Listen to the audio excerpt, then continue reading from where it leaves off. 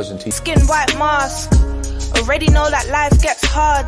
And they say that we're used to the harshness. If it wasn't for the pain, I'd laugh. Truth is we knew about light before dark. Turned music to art and taught everyone to dance. And still no chance.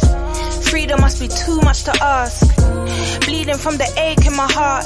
Sometimes I wish it was whites in the middle like France. No, I'm not racist, just jarred. Got hate before bush, not plants. They say we should leave it all in the past, but my brother's still dying on the end, so I can't. So if my attitude stinks, don't ask, cause a hashtag won't help you understand my stance. Fuck a melody, this is real rap if you ever see. Head hot, cause the system won't let me be. Tell me how I thrive in a place that don't cherish me. And they wonder why we all need therapy.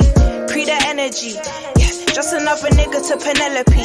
And they don't get it how we bottom of the barrel and still drip sauce on the world, no recipe. Weight of the world on my shoulders, all the pressures in life still tightly holding me. Pour libation for all of the fallen soldiers, but the pain still goes unspoken. They want us to stay broken, never gonna fold, fuck folding. I see my people lost hope, shit, don't you know we all been chosen. We are oppressed, we are exploited, we are downtrodden, we are denied not only civil rights but even human rights. So the only way we're going to get some of this oppression and exploitation away from us or aside from us is come together against the common enemy. Forgive me if you don't understand.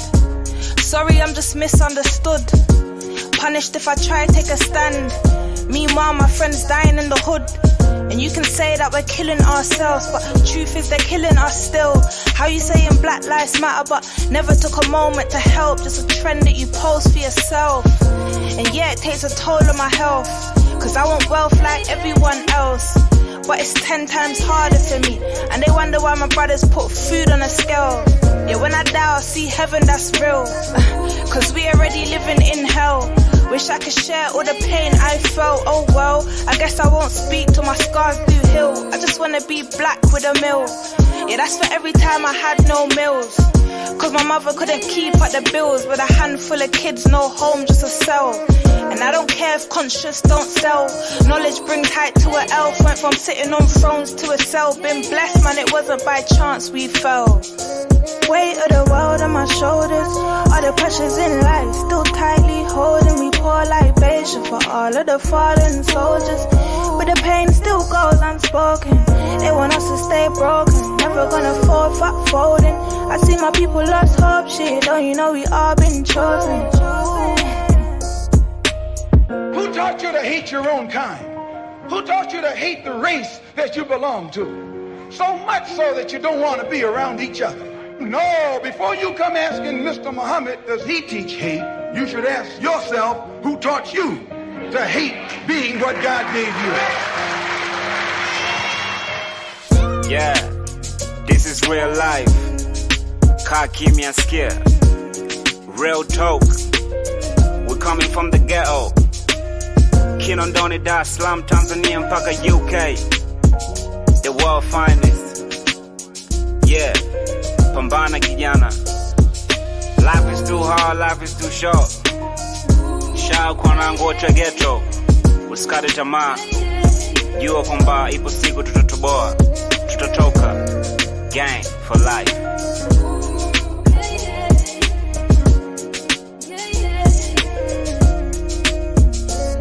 I am the true name.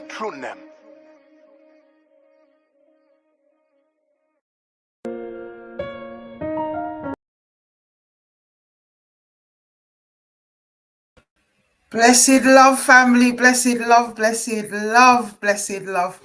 How you doing? His time is up, family. Yes, indeed. I hope you've had a wonderful week. We've had a wonderful week. When I say we, I mean me and the family, me and the kids, me and just about everybody that I'm in touch with on a regular basis. You know, the cosmos has shifted. We are in a new era and a new season. And all things are positive. Blessed love, Grandma Liz. Love, peace and unity. Hurricane Toya, Sister Sean, I can see you. Other moderators in the clouds. You done know. Yes, indeed. I'm not going to have a mammoth one like I did last week, people. I'm really not. I've got a very, very, very, very, very important family event happening this weekend, and I got to prepare for that. So I want to be up early. I need to kind of, keep everything as short as I possibly can. Although, I say that and then it goes off into one, and we've got to stay. The one thing with Friday Night Lives is that we never know which way it's going to turn. Isn't that right? No matter what the topic. And talking in terms of topics, I was going to do a case this week, but in all honesty, I didn't really have the time this week to follow up in the way that I needed to in order to secure that story here today. So that sister knows that she's cool. She's not in a rush, and it will come forward when it needs to. So that'll probably happen next week. This week, I've had lots of inboxes saying, yo, Afua, we love the trip down memory lane, blah, blah, blah, blah, blah, blah, yada, yada, yada, yada, yada. And I kind of want to do that, but I want to kind of, and also people that are new to the platform that don't really kind of know the journey and get it and stuff like that. So I kind of want to look back on some of our journey and reaffirm what it is that we are here to do. We're going to look back at some past lives, pardon the pun. We're going to look back at some past lives and take another little trip down memory lane. I'm also going to, I said last week that I would substantiate the reason that I do not see my first 3 grandchildren. I do have more than 3 grandchildren, and I do see the others, but I don't see the first 3. And the first 3 being actually the first 2, but the third or the first really being a step-grandchild, but they're all together. They're all from one mother. A step-grandchild and 2 of my own in the same brood. And why I don't see them, because, this isn't about justifying anything, because we don't have to those stupid people, do we? No, this is about certain things you cannot allow to leave to rest, as I said last week, because it is a footprint, and it's a footprint that I need to stamp on.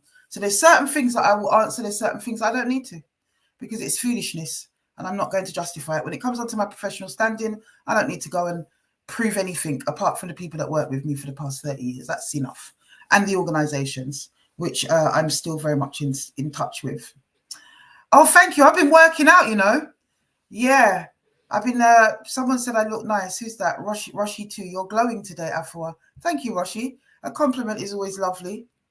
Here and there. Why not? Thank you so much. I have been working out actually and taking care of my health, because it's that time of life, isn't it? Big up to all the big women them that are around, Big up to all the big women them. But yeah, we come with receipts, and I could answer every single one of their things with receipts, but I don't bother, because Lord God, wouldn't it be tiring? They've started on TikTok now. Apparently there's a new guys, Claire Kennedy page is gone. For those of you that don't know, it is gone. Ding dong, the wicked witch is dead. They've probably just put it, hidden it for now, to try and bring it out at a different time, knowing them. I doubt they would have got rid of that completely. But yeah, it's not going to make any difference. Like I said, we have definitely documented those pages and captured just about everything. So, it's not going to serve them well during this season to think that they're going to be smart and try to take things down, because it's not going to work, is it really? No, it's not. So, yeah, man. And I've done some more culling today as well. So hopefully that works. Last week it kind of, had a few cracks, but hopefully that does work. We never know. We never know. It's hard to tell, isn't it? And that's the thing with YouTube. I really want to find a new platform, people. I really, really do. I really do. But as I say, we're going to take a trip down memory lane. We're going to look at a few poignant lives. If there's a real his time up in here, right? Try to tell me which date it was, or at least the month or the year. I believe the year I know, but tell me if you know the date and year when Peter Bailey's daughter came on after the 2 or 3 lives that we did about Peter Bailey and all the opposition that we got from certain people such as Dades TV and whatever. And then months later, this sister was unbeknown to us. She approached the platform, having seen that live or those lives about her dad, and approached the platform to tell her story, basically. And it was groundbreaking. It was mind blowing. It was very explosive. If anybody remembers the date of that, please find it for me, because I wanted to show that and I can't find it. and also the Celoid one. I think they've probably taken it down. I would have downloaded it then from my stream platform, and it's probably buried deep in my files somewhere. I just couldn't find it today, and I'm not good with dates, isn't it? So I haven't got those documented and chronicled. If anybody remembers that, or anyone can find that live, mid 2023, nah, that was too soon, too recent, unless my mind is serving me wrong. When Peter Bailey's daughter came on to bear witness against him. Now 2023, that was only last year. I swear it had to be the year before. I could be wrong. My mind, 10th of June 2023. Like, are people just guessing, or do we know? I would say more 2022, Miss David. I would say that. Do we really know, or are people guessing? Like, well, anyway, we'll find out, because I'm going to try and find it while we're looking at some other things. But before we do that, people, the footprint, as I said, there is a footprint that has to be stamped out and has to be substantiated. When it comes on to matters of my children or my grandchildren, I'm not going to have anybody sit around and tell lie on them. That is not going to happen. I don't know if my lighting's off today. I just feel a little bit, I don't know. Maybe I can try and fix it. I feel a bit washed out.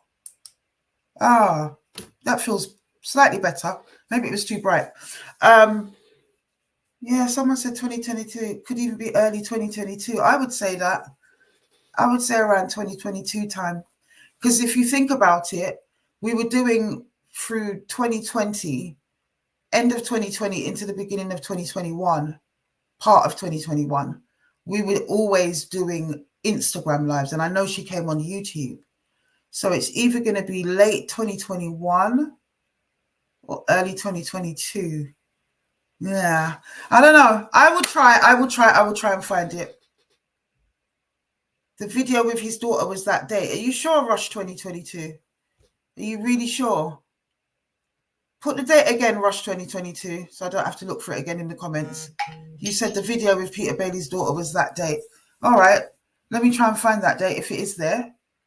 Put it in again for me, and then I will try and find it. But yeah, certain footprints, that's what I was saying. I digress again, as always. Certain footprints have to be addressed. Yes, they do. And we're glad those people have gone about their business for now. They can pretend it's about a lot of other things. They've got some other campaign on the Marie Houseford page talking about wanting to bring criminal convictions and what have you and what have you. Do you not think people have tried individually? Of course they have. But I don't harass people. That's what you do.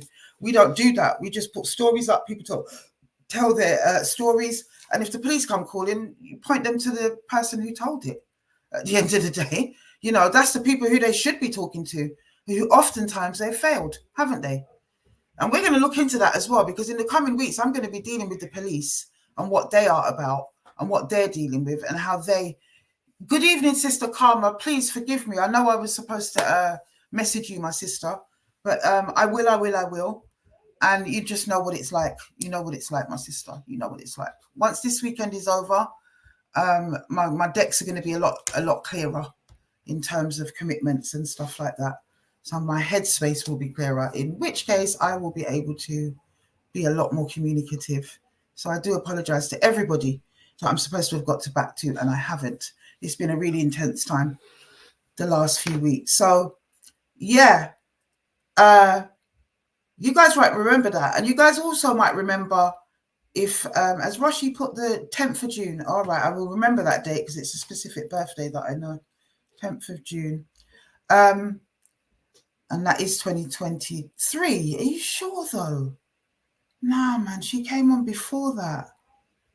I remember it was a summer. But I don't think it was that, you know. Zion. Yeah, maybe it was, you know. Wow. Oh, yeah, because no. That's less than a year ago.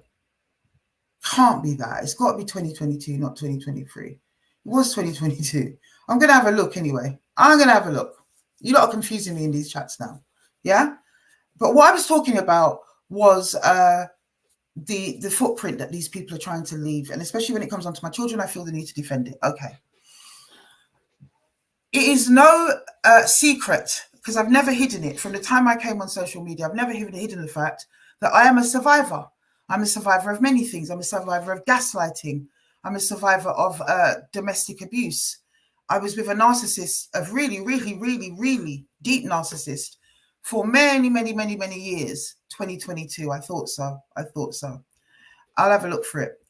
For many, many, many years. And I told my story in the beginning, especially on Instagram days back in Africa and all of that. And I haven't revisited it for some time. We haven't revisited a lot of things. There's so many lives with so many topics. It's hard for me to keep up, much less anyone else. The trolls, of course, do, because they watch every single hour of every single live I've ever done. Every material I've ever put out has been scrutinized by these people. And that to me says that you're manic and you're obsessed and you're mad, because Lord knows we've got a lot of hours on this. You know, it's crazy. It's crazy. Not even my own libraries. And I do have a backup library of all of it, even stuff that's been taken down. But Lord God, do I have time to go through it? No, I do not. Blessed love, just me, Fifi. You know, so I want to have a look at certain things, but the story has been told before, and I'm going to revisit it next week in terms of my story, my abuse, what I've been through, and join the dots a little bit, you know, because these people like to take your story and fling it in your face. And we're going to look at a little bit more footage of Afro Belly as well, or should I say Hungry Belly, Wanga Belly, Desperate Belly, you know, the monumental she-witch who carries the Jezebel and Delilah spirit. None other. You know, let's give her a grand title and a grand introduction, because, you know, Lord knows she thirsts for it so ferociously. Wow, this guy. Oh no, that thing. Yeah, indeed. Yeah, we'll have little pops. Why not? Why not? They've all been quiet, I've noticed, actually, this week. All of them. The page has gone down. Kwame's quiet. Kazi Cross is quiet. Hungry Belly's quiet. They're all quiet because they're all part of the same team. They think we don't know they're all working together.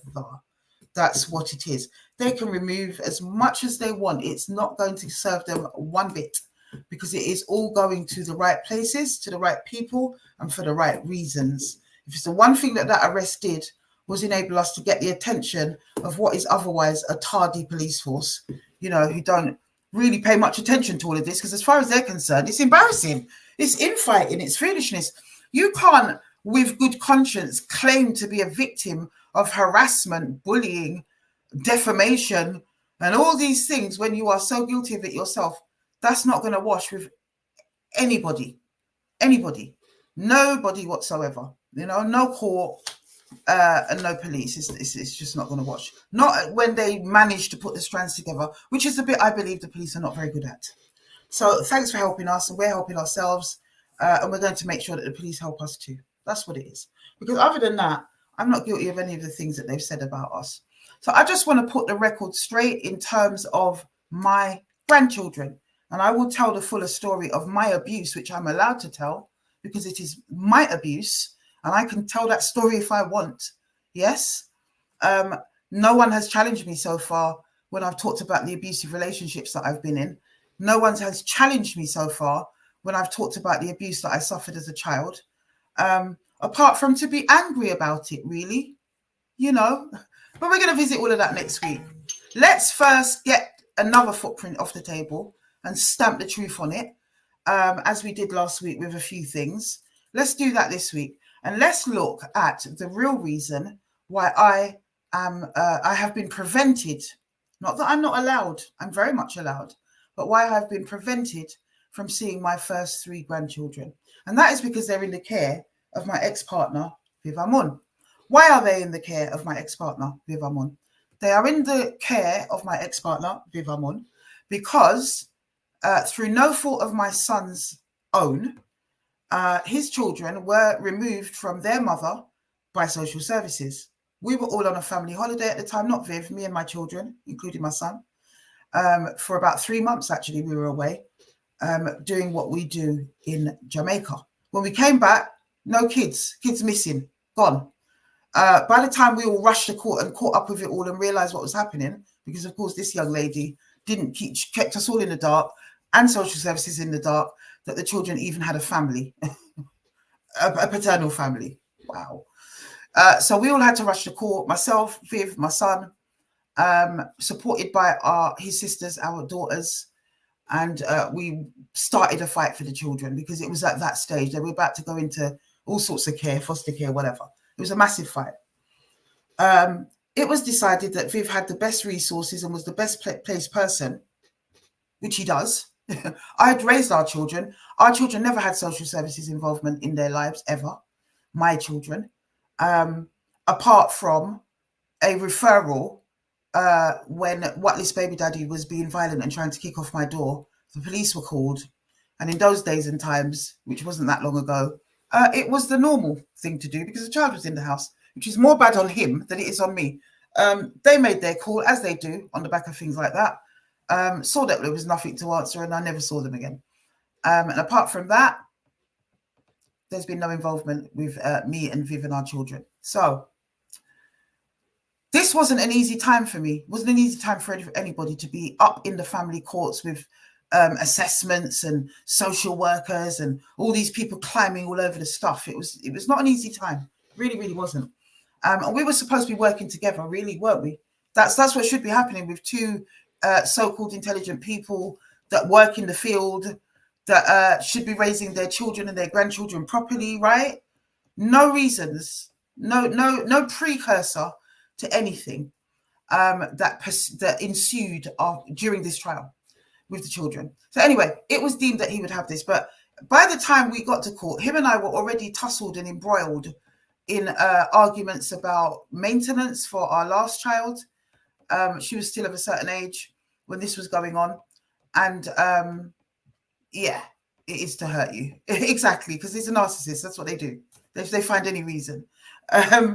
And I will prove that that's a narcissist. You know, I've got my receipts. No problem whatsoever. So these twisted narratives that these people want to put out there is not about him. It's about my grandchildren. And the fact that I'm not a threat to them, as they've tried to say. I'm not a threat to my grandchildren. There's been no court that says that I am. There's been no assessment that says that I am, because I'm not. That is not the issue. The issue is the actions of a bitter and twisted narcissist. Oh, and the other thing is, oh, you know, he left you, whatever. If he left me, why am I not the bitter one? Why is he the bitter, twisted one that just wants to harm me all the time?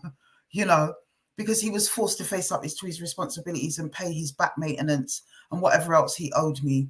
You know, I forced that. So I'm the bad guy from that point onwards. Oh, and because I damaged the brand, apparently, was what he's been known to say. The brand. I don't remember entering into a brand. I thought it was a relationship. But anyway, he's got all these hang-ups and resentments towards me that are built and built and built over the years for one reason or another. But when these trolls come for me, what they don't seem to understand is that I grew up from the time I disclosed my abuse at about 10, 11 years old to my mother, who was the original narcissist in my life, you know. And if you don't like it, Carol, too bad, it's the truth. That's not castigating her. I do not speak my mum's business and call her nasty names and castigate. I don't. I speak my truth. And my mother, our mother, is a narcissist. So put that in your nasty pipe and smoke it. You guys, my comment right now to Carol will become more relevant next week, because I'm going to break it down. Carol is my sister. And we've had a little tussling, a little run-in lately after not seeing her speaking to it for years. It thought it might want to come for me. Unfortunately, because of the close proximity of our brother's funeral. But I shall talk about that, because that's my truth. And I reserve the right to talk about my truth.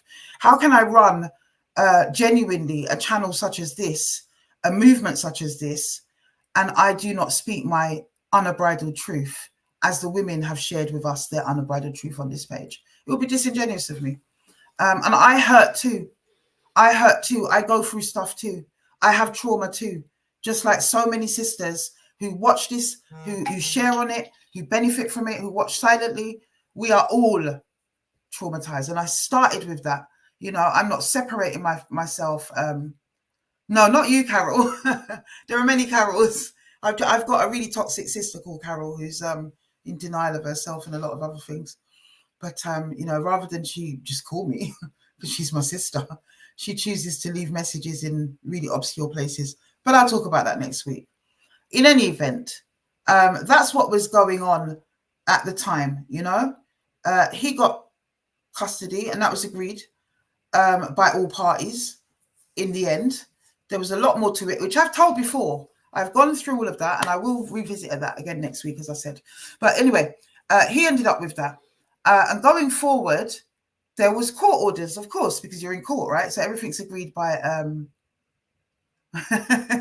right, sis. Absolutely. So many of us have that, the toxic sisters that want to silence us. But yeah, so we agreed. There were court orders that was governing everybody's access time with the children. You know, they just go all in, which at the end of the day, when they disappear, which they do after about a year with things like that, everybody should really be just organizing themselves as and when according to how normal families do. That should be the idea. But because this man, Vivagun, is so nasty and bitter and twisted and will not let whatever beef go. And remember, please keep in focus. I've never done nothing to this guy. He cheated on me. You know, doesn't a sister have a right to take a stand?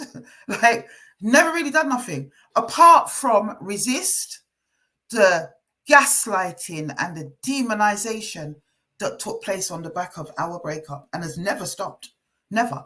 So I know he goes around in certain circles justifying his nasty behavior, telling people that I am not allowed to see my grandchildren. It's got to be coming from that circle, because I'll tell you one thing. There are very few people. It is either my sister Carol or a brother Courtney, who probably gets fifth-hand information, but would probably still do it. None of my other siblings would ever do that. And I speak to them. Or it's the man himself spreading this propaganda that has then reeled out that people like these trolls think they can take it, tell me. Because where would that information come from?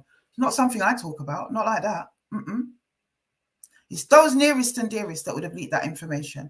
And I know for a fact that he also tells people that. He's a liar of the highest order. A liar.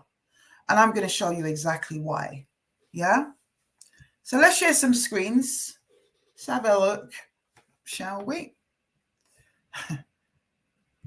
And you know what? It's one of the last things I'm going to justify, but you're not going to tell me I can't see my grandchildren because I'm a threat to them and because I've been banned from seeing them. You people are a piece of work. A piece of work. Let's have a look for this now. Right. So I'm going to share with you guys, okay, a series of emails. And the emails are, I've redacted some names because the names of our children, mine and Viv's children, are mentioned there. The grandchildren's names aren't mentioned, but they are referred to as the children. I'm not going to show the sister's name, who's the social worker. But I will show my name and I will show Viv's name, and I'm not going to show his email address either. So I've redacted some little things. If you see some blurs and whatever, that's the only reason. And I'm going to share a thread of emails that took place, I believe, in 2019. So pre his time is up. Yeah. So we can take that one off the table because his new one is, oh, because she goes online and disparages me. Don't try it. Do not try it. And remember, when I go into stuff next week, you're going to see how much this man makes things up, as a lot of narcissists do. They fabricate stuff and twist narratives and come up with things to justify their power positions and to justify their cruel acts towards people. And yes, I think it was Hurricane Toya earlier on that said, it's just to spite me. Yes, it is, because you can't get one over on a narcissist. And for so many years, especially since I came out of jail, I think a lot of that, a lot of guilt was attached to that for me in terms of my children being left and certain things that they went through in his care. Let me add, I put that on myself. He really milked that one. And I bowed my head for a good couple of years after coming out of prison. And I allowed him to do the narcissistic thing, gaslight me, demonize me, make me feel less than, all because I went away. Yeah. But we're going to get into more of that next week. But that's the narrative, and just inventing things. This is what they do. It's what they do. Maybe he's a part of Claire Kennedy as well. It would not surprise me. He might be their chief advisor. He's a chief advisor for a lot of things. But let's. I'm going to share a string of emails, and it starts with the social worker informing him. This is after the proceedings. The children are now resident with him.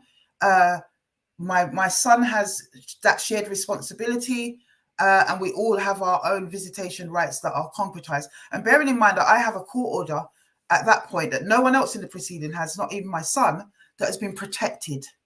Okay, it was protected by the social worker, that order, because she sniffed that Vivamun was going to not honor the order, basically, and she said that to me. So she reinforces it to him in this string of emails, basically. And you guys will see how this played out. Let me show you. Right, so it starts with the social worker. Let's have a look at that. And so she says, hi, Viv. Miss Rose is requesting contact with the children as directed by the court. She would like to know when you can facilitate this. I have copied her into this email so she can be a part of the planning. And as you can see, this is a social worker assessment and safeguarding service, children's care and support. It is dated the 30th of the 9th, 2019. So you can see we're not talking about my children because pretty much most of them was outside of jurisdiction by then. They were all grown by then in 2019, pretty much. Yeah, they were our children. So we're not talking about our children, we're talking about my grandchildren. So she's informing him that I have requested my contact. This is not long after the proceedings. Okay. And here's his response. So you can see it's from him, from Vivamun. He answers her on the same day. Hi, social worker.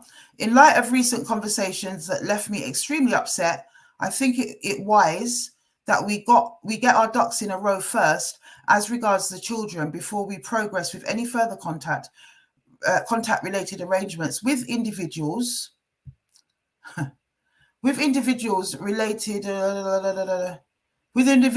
I feel, remember it's subjective, may be detrimental to the continued progress of the children, as I have been at pains to make clear. I am determined to avoid any historical or persisting toxicity impacting those children, whether directly or indirectly, as a consequence of the stresses that I am exposed to in my role as their primary carer. I sent you an email yesterday. Let's deal with that first, and everything else can follow. Also, for your information, I will not deal with Denise directly, and he's never called me Denise up until that point, by the way, just to upset me. I get my own back in the subsequent email by calling him by his full government name, which is Vivian. So just petty stuff like that. Also, for your information, I will not deal with Denise directly. My daughter will take responsibility for any arrangements should the need arise. I just thought this was so feisty and rude and out of order. I did not hear of any information that was received, a phone call that he had. It's all rubbish and poppycock, narcissistic behavior, basically, right? So I then respond, and this is my response to her request and his response, right?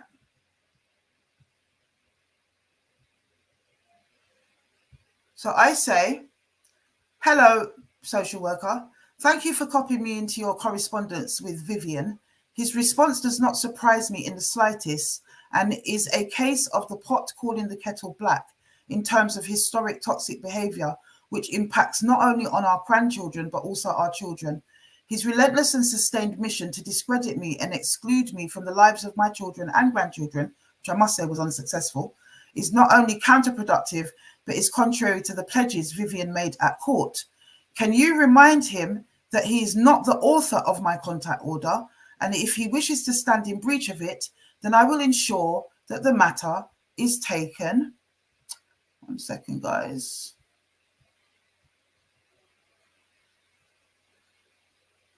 One second.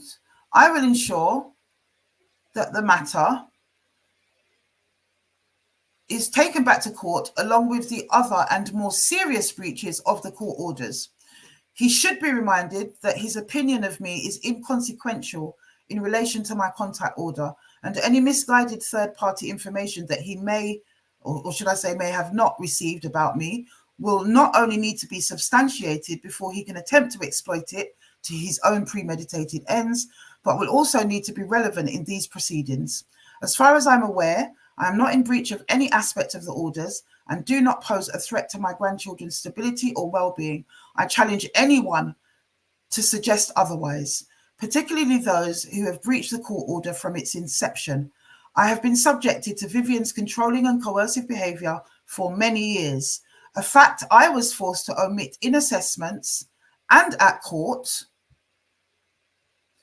in order for my grandchildren to be placed with their family. Here is where I'm spilling the beans, and I'm not staying silent anymore about what all of us were complicit in terms of me not talking about my real experience of the man when I was being assessed about him.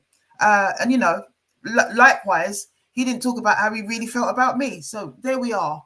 And that's what people do. In court, for my grandchildren to be placed with their family. I'm tired of being the scapegoat and fall guy in this scenario. I will not allow this destructive narrative to continue, even if it means revisiting court proceedings. Can it also be noted that his daughter's name, as per the contact order, is to supervise one initial visit, and any arrangements regarding subsequent visits would be facilitated by my daughter, my son, those are the names rubbed out, or Vivian himself, or potentially my daughter. I am not entirely comfortable with the former, meaning our daughter, but ultimately I care not who brings the children to me, as long as myself and my daughters, plural, have contact.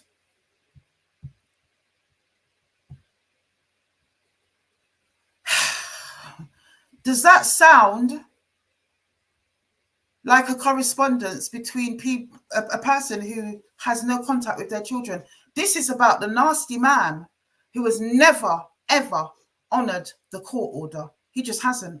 And rather than I go and beat his door down and carry on and do all the rest of it, or go back to court, which is what I was loath to do for my son's sake, because he could not have borne another battle in court, and certainly not one between his parents at that time. You know, I could have done that. And I can do that. And 3-4 years on, I still haven't done that. And the children are growing up. I've seen them, because it's not that I don't see them completely. I see them, you know, around my son, here and there. But the contact that I'm supposed to have, where I've got that time with those grandchildren, is being held up for no other reason, no justifiable reason, other than the man is a narcissist and wants to bully me. Yeah? And that has been a theme that has run for many, many years before all of these stuff started happening with my grandchildren. So you will see the social worker's response to him, because he's got chest, right? Oh, I am not, you know, we need to get our ducks in a row. And this is him trying to twist and now control the social worker and come with a false narrative. It's ridiculous. But she stands up to him and she asserts what it is. So she basically says, you can see that's from her up top there. Hi, Viv. Thank you for getting back to me. In respect of Miss Rose's contact. Okay, hold on. Thank you for getting back to me. In respect of Miss Rose's contact.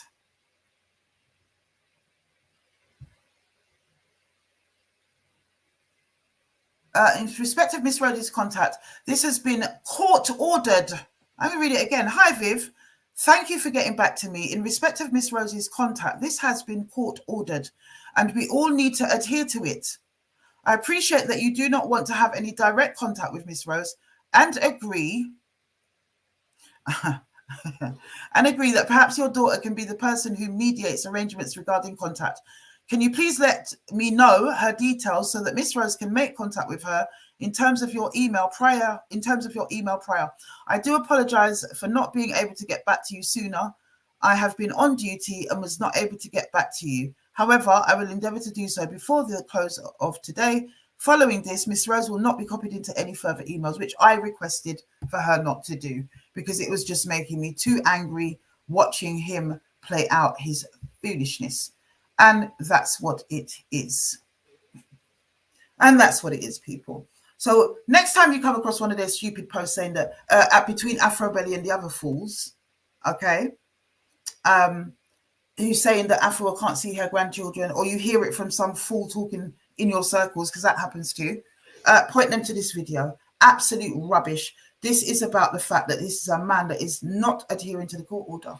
And if I bust that, it's going to upset a big apple cart, because he has the children. Do you understand? And it's just back through the court system. He's got to now explain why. And when he doesn't explain why adequately, I'm going to have to tell them why. It's a lot. It's a lot. Do I wait until they're 18, or do I fight him and get that time? Because those children definitely are pining. Let's not forget that before all of this, I'm the one that they spent most of the time with. They hardly saw him. That's the other thing. So that's that one put to bed, people. Let's take a little trip down memory lane, because we need to reassert and restamp, especially in the lead up to His Time Is Up March 2024. And there are different communities that we're going to be reaching in that lead up. We need to kind of take a little wind back, reassert ourselves, reaffirm what we're about, where we started, the type of things that have been shared on this platform, because we definitely are not bullying people. Most of the time we're defending ourselves from the people who bully us. Yeah, I think fight him as well. It's not fair for those children, is it really? You know, I'm going to go into it next week, guys. All these lies these people want to keep telling on me, that's the reason. 2019 that is from. How many years is that? And I've remained silent. I didn't start His Time Is Up until 2020. I didn't start talking about him like that until probably 2021, 22. It's a long time. I'm going to show you stuff that goes way back, 2013, 2012. If I had my other device, which unfortunately I haven't at the moment, I could even go back further than that. And I will show you the gaslighting, the bullying, the trying to twist my children against me. For what? That's the bit I don't get. You know? That is the bit I really, really don't get. It's just unbelievable. And, you know, we talk about when I was away, when I was in jail and all that kind of stuff. He loves to throw that in my face. Let me try and find something, actually. There's something, I might play it again next week, because it probably needs to be publicized. And because it's already out there, there's nothing I can do about it. I have attempted to get it taken down when I first saw it. Yeah, when I first saw it, and let me tell you, it is really bad. I've shown it before. I know I have here. So let's take a look. Let's start there with our little trip down memory lane, actually. Yeah, they are very immature for such a man with high status and gore. You know, I'm allowed to tell my story. I'm allowed to. And I'm over it. You know, I've been over it for decades. But when it comes up and people like to tell lies, we have the right to defend ourselves. And of course, it brings back up, you know, those emotions and those feelings, those things that you've overcome. And you just think to yourself, really, I'm not going to allow people to tell that one. No, you're not going to twist that narrative, not that particular one. There are some things you let slide because you just think, oh, for God's sake, I can't keep up with these people. And there are other things, I think, nah. Not letting that slide. That's too wicked and too lie. All right. So let me just show this, because you see what I'm about to show you guys. It gives you an insight. Yeah, it will be a nice little prep for next week. For those of you that's not seen it before, doesn't know, who's seen some of these nasty bits of misinformation going around, that just want to know the truth. That's why we're leaving back the footprint, people. If you're bored and you've seen it before, jump off. Don't worry. Wait for next week's live. If you haven't or you've forgotten, let's revisit it. Yeah? But the individual we're talking about, the individual that won't let me see my grandchildren for no other reason apart from spite, yeah, has no regard for those children whatsoever, because they pine for their nanny Afua. They really do. Especially the first one, who is my step-grandchild, who was in my handmiddle from the age of 8 months old, prior to me even having a grandchild with her mother. When my son was still dating the mother, the baby was in my hand. She used to come to our house and ramp around with baby Afua, especially her, you know, and her brother, who is my first grandchild, my grandson. Those two particularly really remember that period. You know, the little one, she remembers me. I don't think she remembers all of the period because she's a lot younger. And that's my granddaughter. But he's wicked, very, very wicked. And it hurts me to the core that he would do that. For what? 30 years after we've broken up. It's not quite 30. but it is almost 25. You're still pulling these things in 2019? What's wrong with you? 2019, at that time, I was with what, this baby daddy still. My daughter was 9 years old, our daughter. Not his daughter, not Viv's daughter. My daughter with what, this baby daddy, and was 9. And we were still together. You know? Although that was another story, which again, I will tell again too. But really, why? Because I had to go back historically and get the money that I was owed. I was owed it. If you'd have done the right thing, this could have all been very amicable. We didn't have to fight him, but everything's a fight with him.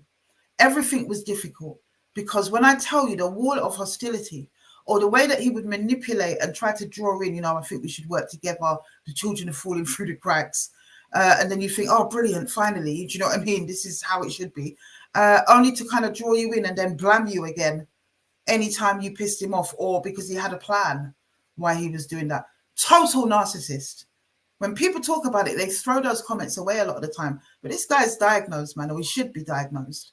He ought to be diagnosed as a true narcissist. Narcissistic personality disorder, which he himself doesn't actually deny. So it was hell. Once I figured out what his behavior was all about, yeah, man, especially my little man. That's, you always get one little one that tear your heartstring. My little grandson, especially my little man, him ultra harder. But listen, time has to pass and the children will bear witness. And you carry on like that and keep doing things like that, you will die an extremely lonely old man. But let me give you an insight into how cold and dark and cruel this man is when it comes on to the emotional abuse. He doesn't see it. And he would deny it every time. But there's some things he cannot deny. You understand? When it came to our children and me going away, he knows full well the reason I went away. He, more than anyone, knows the real reason I went away. You understand? But he doesn't mind for all the lies to keep being peddled. I stand here under my God and I know why. So he knows why. And he put my children, especially my youngest one, our youngest child at that time, this is before baby Afua was born, through a real shredder of emotional abuse. And he doesn't see it as that. Neglect as well, not wanting her to cry and things like this because cry for her mum, of course, trying to twist her head against me and all this mad stuff. But while I was away, he was doing what he always does, which is vie for funding. And, I call it his pay by results priorities, because that's what it's called in the third sector. Do you know what I mean? Pay by results. This was a model they had for commissioning a little while back, and that's all he cares about is just getting funding for his organizations and maintaining his power base and doing anything he can. And he always works with spurious individuals. Last week, I spoke about Donna Murray Turner, and I showed her disclosure about an individual that she was talking about. That individual is the narrator in what I'm about to show you, because they're all connected somewhere, aren't they? So I know of the person she speaks of, but that's by coincidence. I didn't know her before. I didn't know her story before. I just happen to know the guy she's speaking about because of his association with my children's father. That is Viv Amun, because there are more than one children's father, which I'm proud of. Anyway, what you're about to see is a promo video made and recorded when I was behind bars serving a sentence, when my son and my daughter, and it's already out there, it's in the public domain, it's had thousands and thousands of views over like 11 years or whatever it is since it was put up. And also they've grown up now. They're adult man and woman, so they don't look the same. And as I said, I'm not the one that put this in the public domain. They do not look the same. But you will see. Look out for the boy in the black coat and the black hat. That is my son. And there is a little girl that is sitting in a room playing with some toys, speaking. And I know my daughter. She was clearly coerced into saying the things that she said. And, my baby was always a performer. She's a performer now. And she would be good at just hearing a script and being able to say it. And you can see she's not looking up. So she's not entirely comfortable with what she's saying, because she was very intelligent. even at that young age, and very young. But she is in this promo video, ordered and organized and commissioned by her father and his organization. He gets one of his henchmen to be the narrator. And because he hasn't either had time, because he certainly had an organization where he could have got together a cohort of young people or children with consent forms signed by their parents for them to take part in this thing as a sort of funding promo video for his organization to attract funding for young disadvantaged people. Surely he could have done that. So I don't understand why he used his own children. I think, again, he did it to spite me. He did it to try to shame me, to try to say, oh, look at her children. They come from this poor, terrible, disadvantaged background. She's in prison. Not looking at the fact that, hold on, they're in your care. This is your project. And whoever saw that at the time would not have known that they were his children. They would have believed, when you see the piece, you'll see that it looks as if they're just children from this project, or the children of the people that visit his project, which is a drug project. Imagine. That's how far a narcissist will go in order to harm its prey and to subjugate its prey. I didn't know of the existence of what I'm about to show you until a good few years after I came out. I didn't know it was there. And I don't remember how or who told me, but I came across it and I could not believe what I was seeing. I was ashamed. I felt guilty and responsible because I went away. You know, all the things that you would feel. And I went berserk on him. He brushed it off like it was nothing because no one's listening. You know, it's just me and him having this conversation, right? But watch what you're about to see. Tell me what kind of a father does this.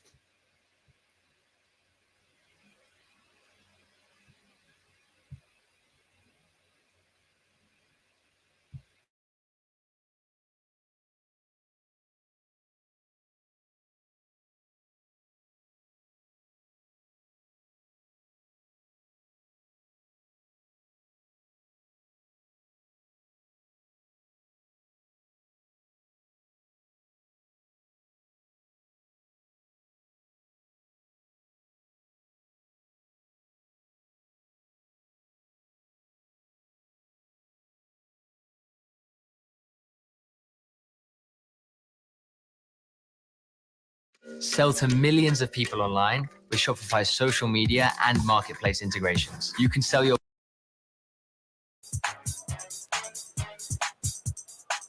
If there was more money in the black communities, what would you see? You see like more black children and younger people wanting to, like, not terms of crime and things like that, and gangs and drugs.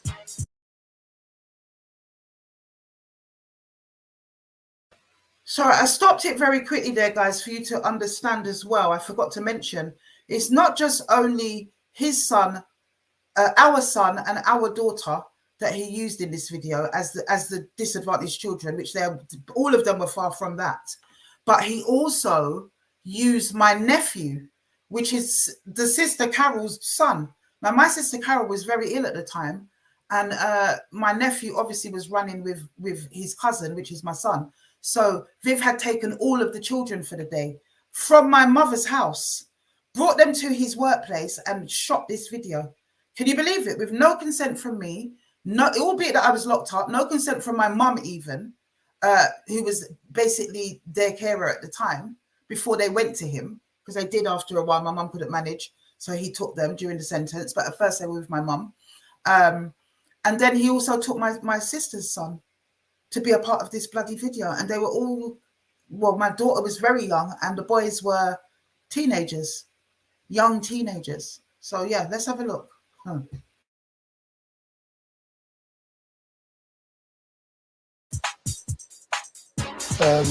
Poverty is such a thing around here where it affects people's values, beliefs, capabilities, and outlook. You're in Canning Town right now, the CC man's there. Like, boom, we're on the roads all day, every day, making up apes, doing what we have to do to make money. Beautiful girl. And she was talented as well. If my mom had money, she would be happy because she would she wouldn't be so depressed and she would be happier with us. I don't think anyone should have to steal to get their food or to get their clothes, because someone should always be there to help them, and that shouldn't be the end result of being poor or being in poverty. Everything that looks like it's been ran down. Poverty definitely has an impact on my substance misusing clients. And these are adults living in quite an inner city area, very deprived area, huge issues around housing, huge issues around education. And it starts with a look in the eye, it starts with the hopelessness, it starts with the complete inability to talk about any kind of future. Huge issues around employment, and their general, piece of the pie is very, very small. My life in the East End was that the people that I grew up with were aggressive, uneducated, and the way that I saw it all stemmed from their parents. Yeah, there's poverty in Bermondsey, as in there's poverty in a lot of areas within London, but what I'm noticing mainly like working with the youths and that over in the Bermondsey area. So we're getting a lot of youths like on ASBOs, on got to be in at a certain time in the evenings and stuff like that. I think everybody needs to help each other and help uplift each other and not keep for themselves. You need to share. You need to don't take people for a stranger, take them as your brother or your sister. And if they're in need, then you need to help them with what tools you have to help them. And they're literally just knocking about on the streets. There's nothing to do at the moment. We're doing some work with them in the gyms, doing a bit of weight training, do a bit of group work and that, which I'm really excited about, getting stuck into and that. But the rest of the time during the week, they're literally causing trouble. Everything would be normal, like the electricity wouldn't have to be going and we wouldn't have to use heat master. They're out on the streets, staying there until like 1, 2 o'clock in the morning, shouting within an area which has got nothing to offer. We don't really, most of us don't even live with our mums no more. We're only like 17, 18. It's understandable that a lot of them get involved in crime, get involved in the so-called deviant way of life, just so they can have something, and therefore they fall into the drug use, they fall into crime, and then they end up in services like this. Especially within the family, if there's no money, especially with around there, there's a lot of single parents. Mothers bringing up young boys that are making more money than the mother, that ain't got formed values, formed morals, will do anything for money. It starts with a backup of anger that there's no ability to express because you've never had the time to learn how to express that anger. Poverty has a huge impact on getting them here, and also definitely when they leave services like this, they still are affected by poverty in some way. You've probably never had the parental support or the guidance or felt safe enough to explore the reasons why you're angry. You'll be see more black businesses and that younger people want to aspire to things. To succeed in life. But look, what's really good? Everyone we're stacking. You get me? We're on the road, not looking to die, innit? See, there's actually like an emptiness. What I do? Where is there to go? What am I going to move on to? What am I going to become when it comes to the future? And think about everybody working together to get to a place where everything is better for everybody. They didn't eat properly, you get what I mean? And it's all to do with poverty. The big corporations within the private sector, particularly those ones targeting youth populations within their product ranges, can do everything, I believe, to make a difference in that situation. A lot, cases a lot, big change, big change, big change. If there was more equality in wealth, what would it be? Ideally, it would be great. I think you would have less people. You could say you could have less people using drugs, but that's probably not true. There'll be people accessing services, and they can have better access to treatment, better chances in education. You've got people that just fall out of the education system. There's a lot of drugs, a lot of mental health issues. Yeah, there's a lot of crime, especially the black young boys getting into gun crime. I think that when people steal because they haven't got no money, then I think that it's people's duty around them to help them, like their family and their friends, if they've got friends, to help them so that they don't get to that place. That's not the outcome of their actions, that they have to steal. Because I had a good basic education from my parents, I was able to get through that better than people that I've left behind, if you get what I mean. People that are still now in the same position as what they was 20 years ago, and that are still now passing it on to their children. This is 20. Been jail at 5 years and that young man done too much. I went through the education system, but I had like my parents that were like, my mum was like a really hard forcing, like, you're going to uni, you're going to school, you're going to college, and you're going to get these, you know, these opportunities. Whereas some kids don't have that. They really don't know what there is out there for them, because to me, it comes across when nothing's filtered through the educational system, that there's no dreams. The dreams have gone. And what I always remember, idle hands, and that's where the devil works, and that's where mischief comes from. The poverty divide in the UK is one of the most shocking statistics. So many people that I speak to, well-to-do British professionals, have absolutely no idea that England has the largest divide between rich and poor. In practice, I believe it's the whole of the EU, the whole of the EU, the whole of the EU. There's poverty, and with poverty comes trouble.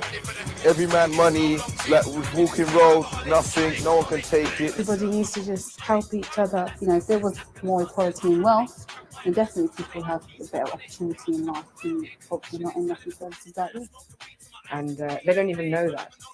And that's a shocking thing right in itself. So it means you have very, very rich people and very, very poor people. And the very rich people don't know that the very poor people are very poor. And it's a shame. And it's, if we could, you know, have them be pushed into the right direction where they have a good access to education, a good health service, you know, and have good quality of housing, you know, living somewhere where they're proud to be. If you haven't got any money, you can't buy stuff. Money, respect, power, keeping it real. That's what we have to do in T-Town. And I personally think that the rage that they have to live with every day, it has a direct link to the poverty that they've grown up with. And this is all the effects of poverty. Yeah, Blasto man them. Yeah, bang bang. Yeah, free Margaret around. Brown.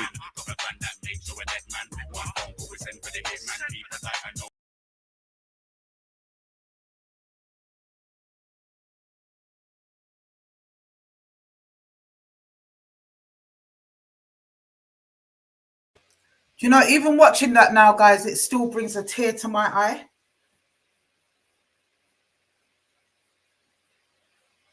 Absolutely, Kelly. Tell me. And you know what I find really interesting as well? The whoever watched that video wouldn't have known who those children are. They would have definitely thought that they were underprivileged children that had been sourced somewhere. But he used his staff. Those people speaking were his staff. You can even hear the guy in the kind of greenish grey t-shirt, the white guy, and he's got a red circle on it. In the second to last thing that guy says in it, you can actually hear, if you know Viv's voice, he goes, If you know his voice, it's him. So they're talking to him. He's definitely there during the filming. And those people work for him. They're his staff that he put in the video. And that staff definitely know who his children are, because they used to go up to his workplace all the time. So imagine what they were thinking. They were probably thinking, oh my God, but they can't speak out because, you know, it's the boss. Literally. I just wonder what they were thinking. I really wonder what they were thinking. Or if they were all so blindsided, because he's very good at manipulating and blindsiding and selling things to people. But I can't see anybody that could have been down with that, knowing that that was his children, you know, and knowing that was his nephew-in-law. Is that what you would call the other boy? But you can see, I mean, my son didn't look pleased, and he didn't really have a lot to say. My nephew said more. And then you can see my daughter actually forgets what she's got to say at some point and then gets back to it. It's just absolutely disgusting. That's the kind of individual we're talking about. That's the kind of individual that thinks that he can hoodwink the social worker. And I'm glad she stood up to him. But in any event, They don't enforce these things. He just does what he likes because that's what narcissists do. Anyway, more about him next week. Absolutely disgusting. And all of them stand up as community leaders. Yeah. Evil. All to hurt Afua. All to make it look as if I abandoned my children. I went to prison. They were down and out. His own kids that he would sacrifice for that goal. Unbelievable. Master manipulator. Put them in a movie. Jesus Christ. I've never known anything like it. But let's look back at yesterday. I was at yesteryear. I was looking through some of the streams and stuff like that. And actually, there's a stream that is really interesting, and it does include Hungry Belly. So we are going to show her. Let's start with her when it comes to the lives that we're going to show. It really does hammer down how much of a lying little nastiness she actually is. So it's her coming on the day after the march. It's the 17th of October 2022. Our march was the 16th. You can hear my voice in it is very croaky because of all the marching and shouting and whatever. And she comes on, and we're talking about Milton McGowan, and you will hear, because this is from 2022. It's nearly 2 years ago. So there's, this is before she started her foolishness. And anyone who goes on to her nastiness after this, ask her how she jumped from this to where she is now, because she has no proper explanation, apart from the fact that I wouldn't back her to bring her brother down. But let's have a look at that. I'm going to try and find it.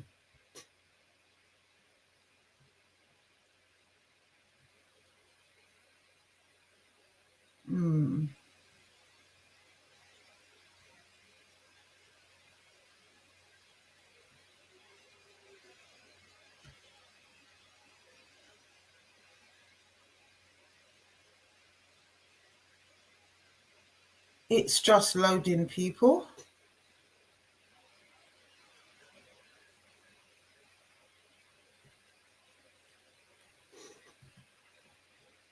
Right.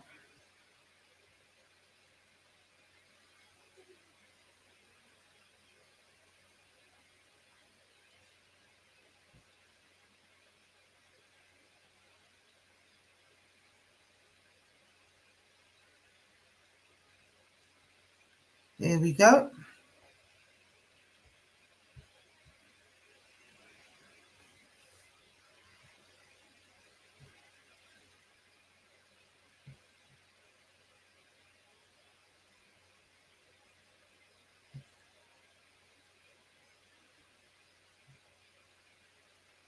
Who remembers this one?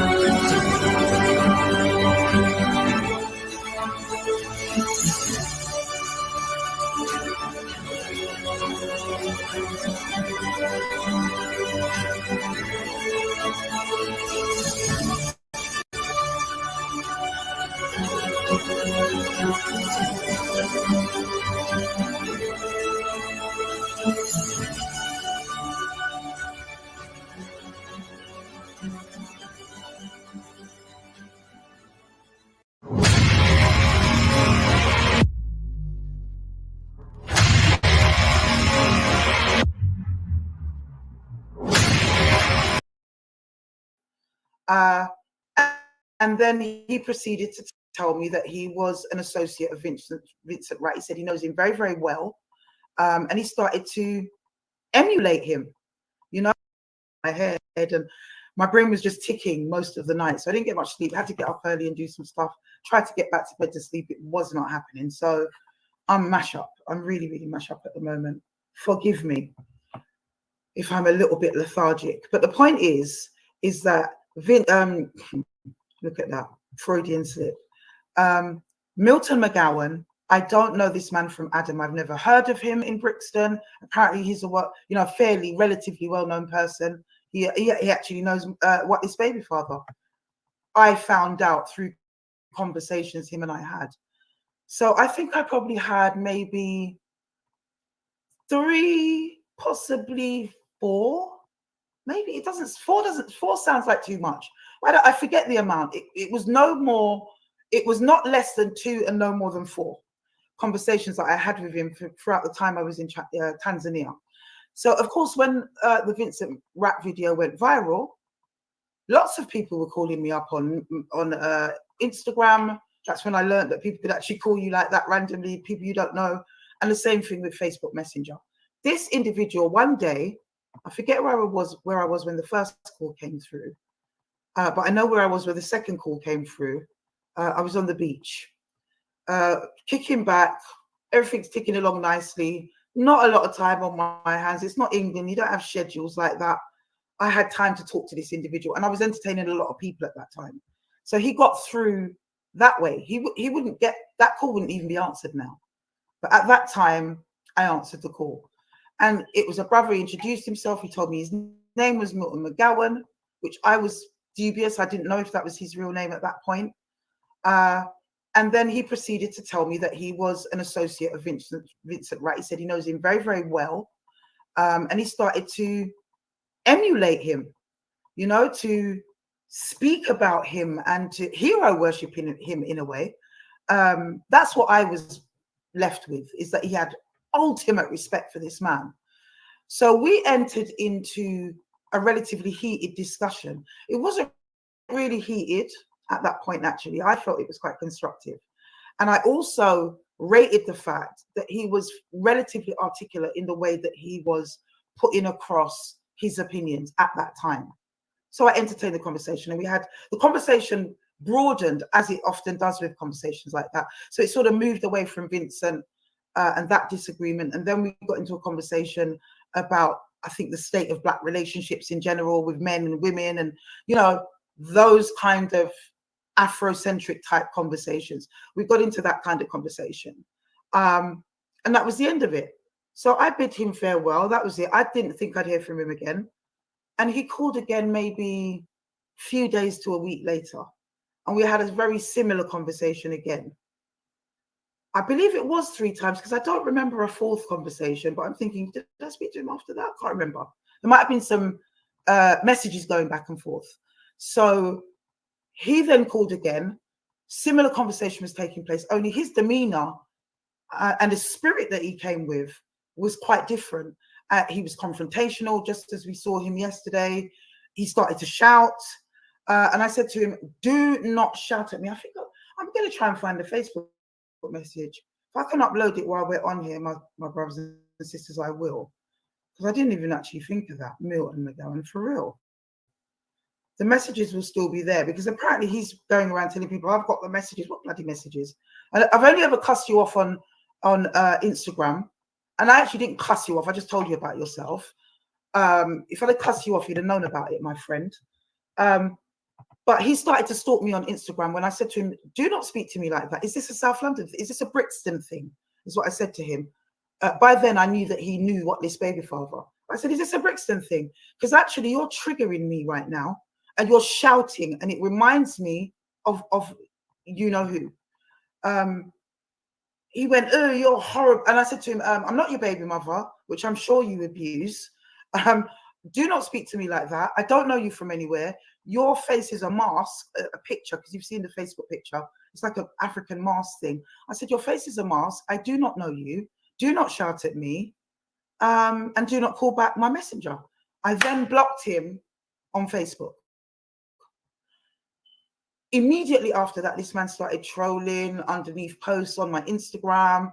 He started flinging himself out there. But what he started doing, which was unbeknown to me at that time, is that he had been approaching women off of this platform who had come on to tell their stories.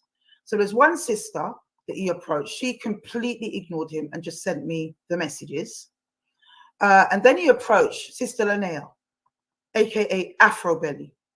Sister that was singing yesterday when he came out with his rubbish. He approached her, and we all know Afro Belly is fire. So of course she gave him a mouthful when he approached her, because the messages were along the lines of, I saw you on Afua's platform last night telling your story. I'd love to have a conversation about you to tell you how much of a charlatan Afua is. I'm paraphrasing. So basically that was the man's game plan. Yeah. No regard for these women that are actually quite vulnerable, that have spoken their truth publicly. And you as a man, you come along and you want to tell them that what they've done is actually very, very misguided and very wrong. And you actually don't even address what they've been saying. You know, that is predatory behavior. It's predatory behavior when you're stalking people and secretly watching in the background so you can pick off women. Do you realize, brother, how your behavior is consistent with that of a stalker? Not a perpetrator, a predator, which is what I called you. Stop telling people I called you a rapist. It's either you are completely confused or you're... I didn't. Yeah? Go back and look on the lives. If it's one that's been taken down, I'll try and edit a segment out of it where we talk about him. I never called this man a rapist. I don't know the man from Adam. I just know that I had brief conversations with him about the Vincent Rat issue and the state of the Black community in general. And then he was a troll on my page, as far as I'm concerned. He always used his name. Yeah, when I say a troll, I thought that troll meant somebody who just gives trouble. Apparently it means fake accounts. Well, he didn't come with a fake account, but he behaved like those people on the fake accounts. He's a troll, as far as I'm concerned. And I don't know him apart from that. He DM'd me a couple of times. I probably told him more about himself and told him to get lost and probably blocked him on Instagram at that time. So I think it was when I blocked him on Instagram that he started to pick off the women and tried to have conversations with them. There was one other sister, I'm not going to say who she is, but she actually told me about it. She'd taken his number and they had a conversation. But she's very close to me, that sister there. That's what he don't realize. She's just not not just a person on the page. I know her from way before this. You understand? So this is a friend of mine that you got unlucky and had a conversation with, but she wasn't dealing with you. She was playing fool to catch wise. She could have told you all of that. She didn't. You're an idiot, really. And you deserve the names that you get called from this point onwards, because everybody saw your absolutely shameful display. You told me when you were defending Vincent Rat, we got into a whole conversation, Milton, about alpha males. And you insisted to me that you were an alpha male. I was trying to break down to you what an alpha male actually is, which essentially is a protector and a provider. And I was saying, I don't care how big and strong you are or how much bird you've done. You understand? If you're not those two things to Black women, then you ain't no alpha male. This was a conversation we had. And you proved that very explicitly yesterday with your behavior. What? You're not shame. Why would you want to come into the place, run up your mouth? We can disprove everything you were saying. No one's called you a rapist, or Afua certainly hasn't. She called me a rapist. Who? Afro Belly came onto the platform, which I'm sure she's happy to confirm. Let's hope we can get the Rushes to wash it back. Afro Belly came on the platform and was talking about how he had stalked her page. He, because she did not give him what he wanted in terms of a conversation, he then started to stalk her page. He was putting up nasty messages. He was telling people not to support her GoFundMe, all of that stuff. All the stuff he was doing to me, he switched it onto Afro Belly. Now, you tell me, Mr. Milton McGowan, what part of that type of behavior do you believe to be correct? Do you believe gives you an audience with us that is going to be respectful, or gives you an audience with us at all? Tell me what kind of behavior you think would give you that. Why would it warrant anything other than what you've got? When we'd had enough of you and your messages, and when I found out that you had done this with Afro Belly, I was incensed. When I found out with the first sister, I was incensed. Now, the other sister you spoke to, she hadn't been on the platform. You just picked her up because she was a follower of mine, and you got unlucky. Yeah? You were stalking women on my page, brother. Why wouldn't I call you a predator? That's what predators do. Yeah? So when Afro Belly came on, we talked about it on the platform. She said that she had done an Igbo. Afro Belly is a spiritualist as well, you know, just a multifaceted sister. African yoga, spiritualism. So of course she has insight. And she had done an Igbo. Look it up for those who don't know. Can't be bothered to explain. And she explained at the time on the live. She said, I did an Igbo, and my Igbo tells me that he is a rapist, actually. And he's scared of being called out. That's why he's all over you like this. So I turned around and I said to her, oh, I don't know about that, but you know what? He does give me predator vibes from how he's moving. That's what I said. About to tell lie upon me. I'll take anything that I said because I don't take back my talk. But one thing I hate is when they tell lies on me, you know? Absolutely delusional. And I'm thinking to myself, okay, so I feel so, because you just wouldn't do that as a brother, and especially as a man who says he's an alpha male, especially as a man who says that he's, you know, he's about it, he's about the streets, he's a road man in his time and whatever. You don't move like any of that. You move like a fussy, and that's what I'm telling you right now. You look so stupid on the ground with your grey locks, your big hard back, lung torn, grey man like yourself is going to come up and try to intimidate women by screaming and shouting at them. Nobody cared, Milton, what you had to say. You were in the wrong place. You needed to be around people that are in your mindset, that are allies of yours. Why, you come on in a minute, Afro Belly, and reason with me about this, because he's bang out of order. He's bang out of order. How dare you come on this platform and try to stalk the women and then try to twist the narrative and justify why you need to come down to see us in person in order to intimidate us. You're a despicable piece of work. I'm very sorry, but if that's all that's left of the brothers, then I'll just be celibate, because I don't fancy any of the other races. That's not my thing. I don't care what anyone wants to say about that. We all have our preferences. That's not about a hatred of anybody. I just love them big and black and dark. And I don't ever apologize for that. Oh, what? You lot don't like me when I'm in a good mood, you know, because I'm not in the mood for them today. So I just hope they don't think they can come up in the comments. I'm going to put out the link, sis. I'm going to put out the link. Afro Belly, come on and reason, because she was a victim of that. Not only is the man flipping stalked up her page, do you understand? She's also had to deal with that when she came on to support the sisters and to share her talent with us and inspire us. How dare you? How dare you? Honestly, it's just unacceptable, my brothers and sisters. Jump on if you can, sis. There's the link. And anyone else, it'd be great to have a panel of sisters tonight. I want to hear what people thought about the march. I want to hear what people thought about him and how he attempted to disrupt our energy and, you know, the reverence that we blocked there. I really hope that we can keep doing this, you know? How dare you? There's the link, my brothers and sisters.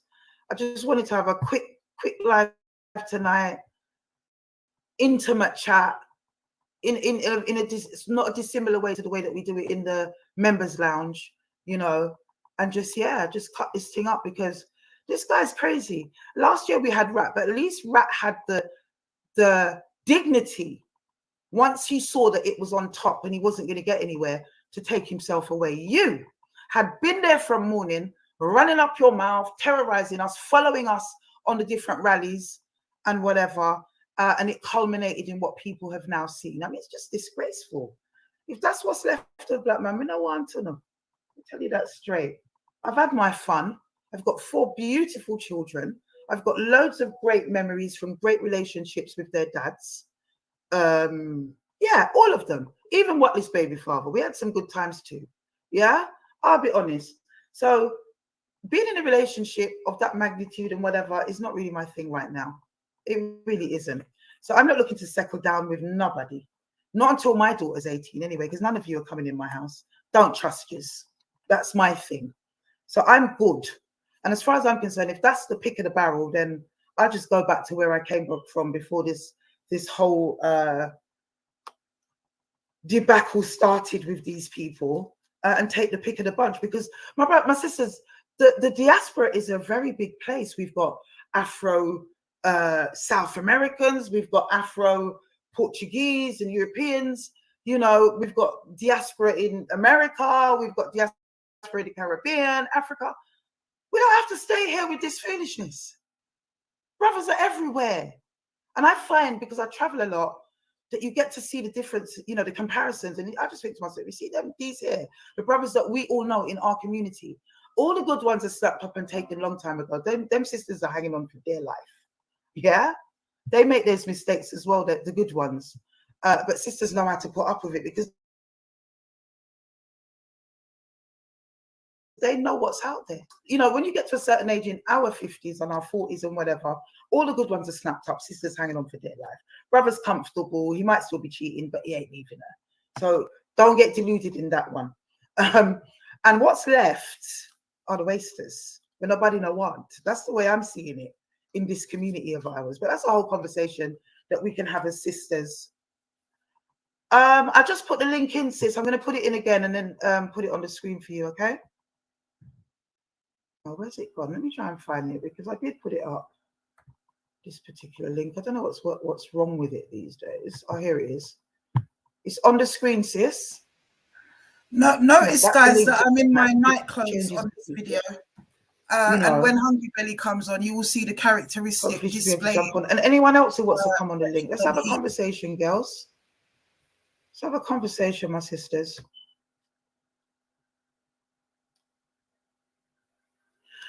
More money. You see, this is what I don't like with you people. Come on and ask me the question.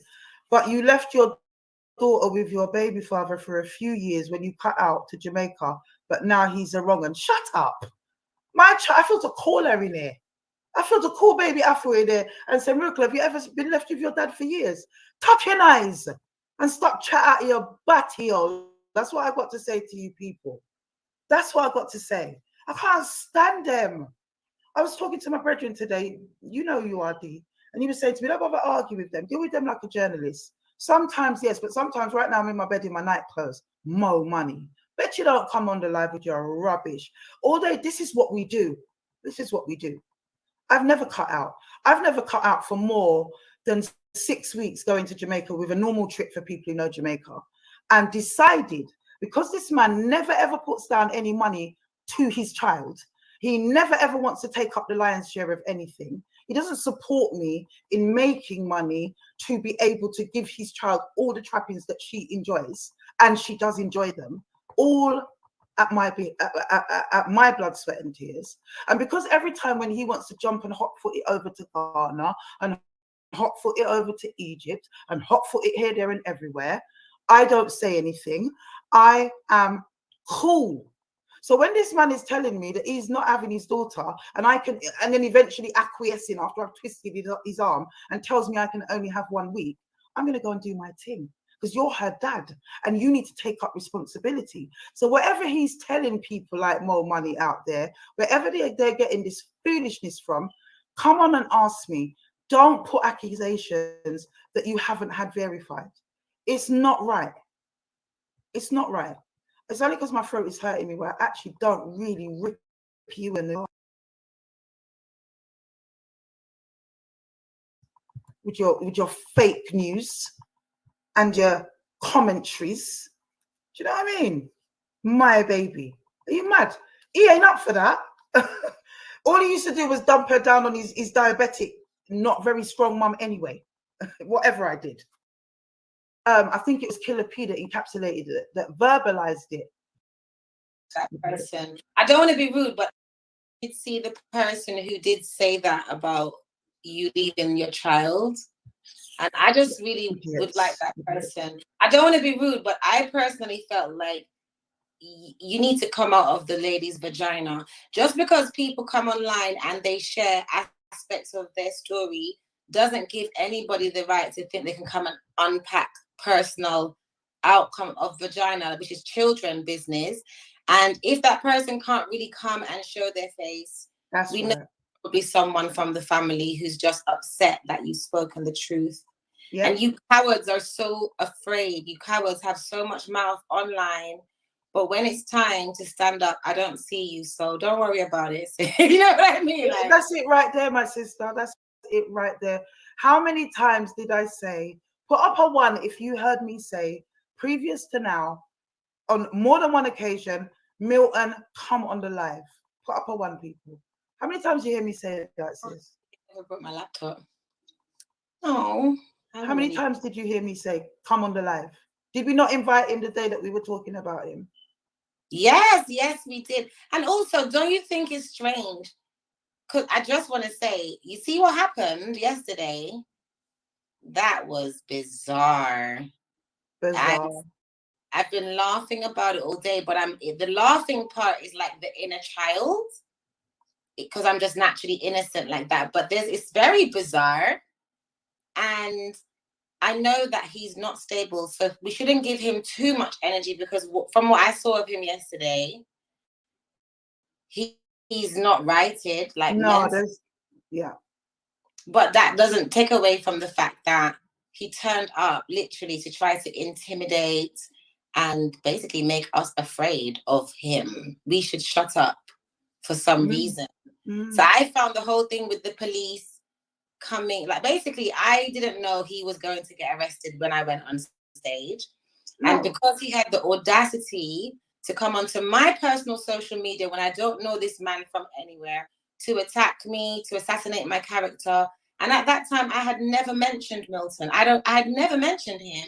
Just because I came on this platform, he started to attack me online. So isn't that a nice God now sleep moment? Absolutely, my sister. Full circle. Full circle. When we meet, we didn't even try to report him for him to be arrested for that, but he wanted so much attention. Yeah. He put himself in that situation. So absolutely, to me, it was very sacred, and I do hope that if more quick justice, not no long thing, quick justice. Hopefully, that will be the blessing that comes on what you're doing. Is let's see more rapid justice coming for people who need to be justified. Yeah, we're definitely working on structuring things more robustly post-March, up to next March 2023, in terms of how we're moving forward with the system. Because we're not having it. These people need to go to prison. Simple as that.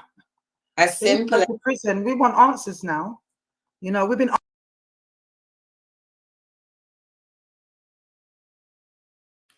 That gave me a nice break. It was nice and lengthy. My God. Oh, my God. People don't have the right to invade other people's privacy when they tell their stories and to use children. You're right. And, looking back at this, I can really see how now I'm too nice, I always take people at face value. Even if I see the red flags and I see things, I just shift them and I just put them to one side until things start building. Really? It's not about cleavage or whatever. Let young people express themselves. If you still got it, flaunt it. Why not? I'm all for that. But it's how you carry it and why you carry it. And you can clearly see what's going on there. Jesus Christ, honestly. But yet she wants to accuse people of having dick worship. I don't think it's you, really. Body I look. Okay. What else we got in the bag? Before we do that, people, I did promise last week, that I was going to put the decoy on for that other thing that they wanted to say, that I was the one that, I'm lying. There was no decoy. It was me on that recording. Yada, yada, yada, yada, yada. Now, I haven't sent the link. She's my bad. So we're going to do it by phone, I think. That's what we're going to do. And I hope you guys can hear it. Let me get 1 second, people. 1 second. Because, that person is going to come on and just verify who they are and what they did. And that's that. And that will be the last one off the table, to be fair. The rest of them can just go about their business. 1 second, people.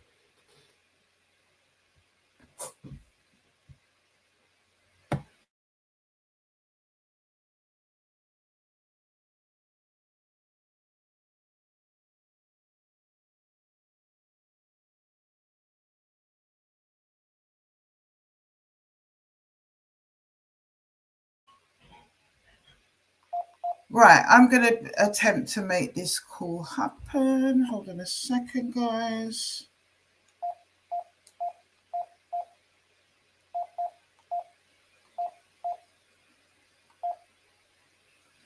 Right.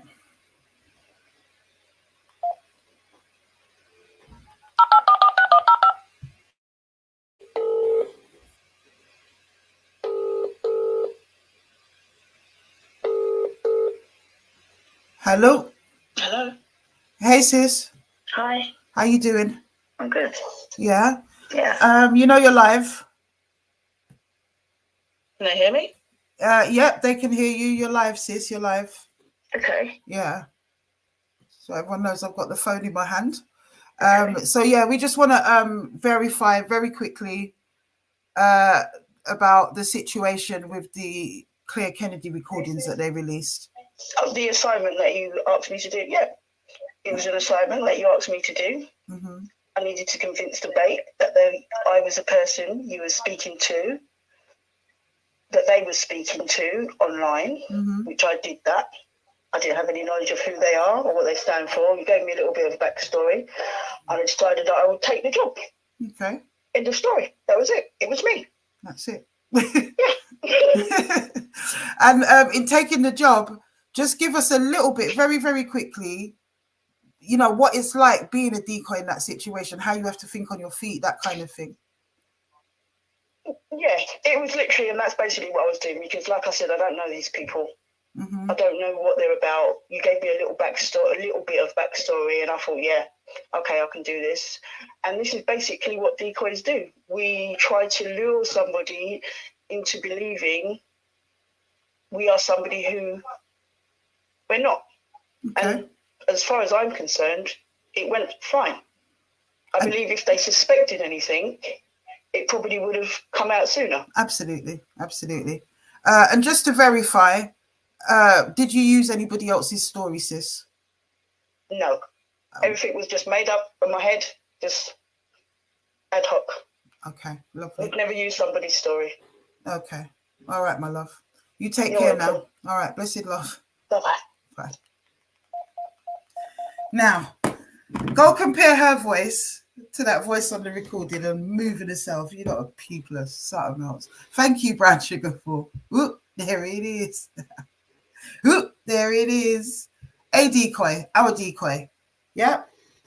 And she's a very good decoy. And we have used her before, and we shall use her again for different situations. Make them take the video down accusing you, Afua. No, let them leave it up. They've taken down their whole channel, Brown Sugarful, for now. So let them leave it exactly where it needs to be. I don't care about all of that. I just care about the fact that we can always debunk what they're saying if we so wish. And it's not every time that we're in the mood. Kelly says, Afua, let me apologize because I can't lie. I started to believe that decoy was you. Sorry, sis. It's okay. You don't have to apologize, but I don't think we sound alike. I think, you know what? In all honesty, there was parts when, obviously because I know the decoy, there was parts when I could tell very clearly that it's two different voices. But there were certain little things that she said that I thought, that does sound like me on a stuffy day or when I'm mumbling or something. We've got a similar texture, which I didn't notice before, you know? So anyone with an untrained ear would probably be forgiven for thinking that. But listen carefully to the thing, man. Listen carefully and compare it with this live and that voice that just came on. Because honestly, honestly. But yeah. Oh, the other thing as well, Love, Peace and Unity put something funny about these idiots for me because my hands are here. They seem to think that I'm you. That was the other thing as well. So come on, let's have you comment, sis, while my hands are here, everyone, in real time, in live. Love, Peace and Unity. Can put something about them. I know Love, Peace and Unity. Make me laugh. They're going to put something funny. My hands are here. We are dancing. Oh, look, she ain't even bloody... Sis, what are you typing? What are you typing, sis? Oh, my God. Oh, well, there she is, putting happy faces anyway. I thought you was typing some long-facey comment anyway. Oh my God. Yeah. Right. So sis is there commenting in real time. I've got my hands here. I am not love, peace, and unity unless I'm commenting with my toes. That'll be the next accusation, won't it? Right. You guys are right. Rohan, you were right. You gave me the exact right date. In fact, it was the 11th, it said. So it probably went out and streamed, I don't know, on YouTube or whatever the following morning, because I think we were going quite late.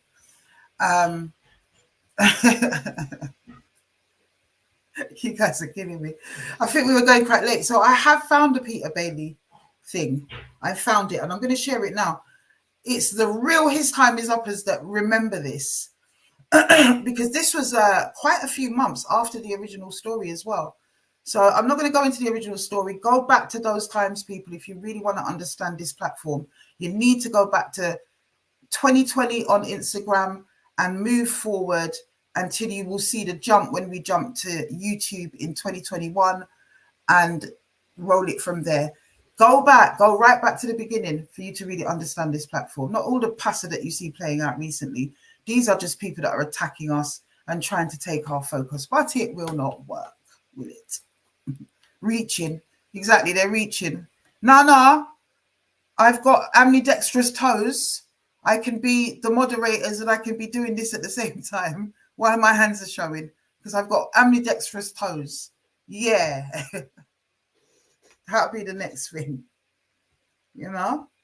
But yeah, let's have a look at this. The whole debacle. Peter Bailey, a known nasty piece of work. Let's just call it that. I mean, Lord have mercy. Everybody knew it. He's gone to ground since this video, by the way. No one really sees him that much anymore. But there was this whole thing, which I'm going to try and find, first of all, people, the sort of beginning of that a little bit. I think I can do that. And then I am going to show what happened next on this platform.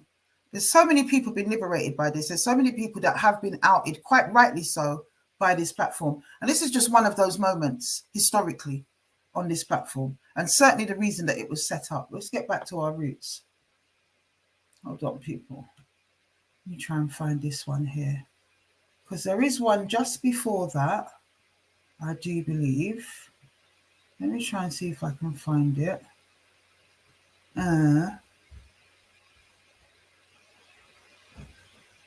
Oh, no, I need it to be there. Don't do that. I've just messed myself up. I've just messed my queue up. I think I can get it straight back. That's not where I want it from. Right, let's see if I can find it then. Oh, my days. All right, now that I know the date, I can actually find it, people. Bear with me. A sister said to me the other day, she loves when I just mess about with the controls and I don't really know what I'm doing because it really does resonate with a lot of people my age. I think younger people get a bit frustrated with that with me and they're like, oh my God, why don't you sort your videos out? But the older people go, oh, a woman after my own heart. And I'm more interested in my own age group. So I'll keep doing what I'm doing until I learn to do different. Shall I? Right, let me try and find this live now, people. Yeah, honestly, this misinformation, sweep that dust out, Dee Dee. That's right, sister or brother. Sweep that dust out. Let's stamp on the footprints that they're trying to leave them. Alter order. Alter order, E. Just a bit I don't get about these people. Honestly. Right. Right, I think I know which one it is actually, so I won't have to look for it for too long. The first one that I wanted to show. Let's have a look. It's great when I can just show my own stuff because we've got material that we can use. Isn't it? Do you guys not think? Oh man, where is this? All right. Right, I found it now. Right, let's just see, take a little bit of how that debacle kind of unfolded. People were defending them and all the rest of it. And then we'll look at what happened next, which is the more significant thing.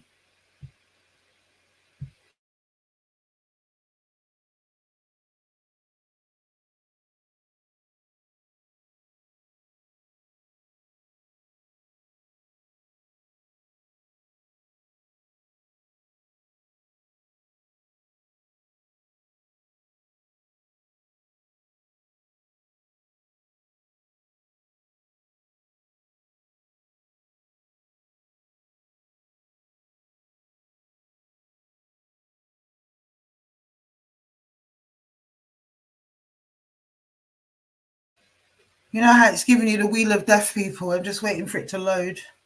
Oh my days. That's right, brown sugar. I always say that. Them I got tired fissing with fears, but them now get with out of the race. We got history.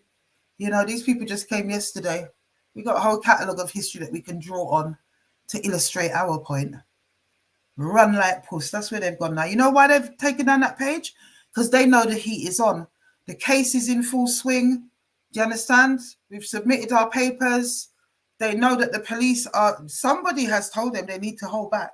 Let me tell you that. And we are going to be bringing updates about that as we go. Go on, Judge. Brown sugar, we know it because them draw, but God, you lot are on point tonight, honestly. This thing still has not loaded. Them draw, but God. Tired for see with fierce. Them I got tired for see with fierce. Right, this is taking forever, people. Oh my gosh. I'm not sure why, but it will play eventually. Oh, here we go.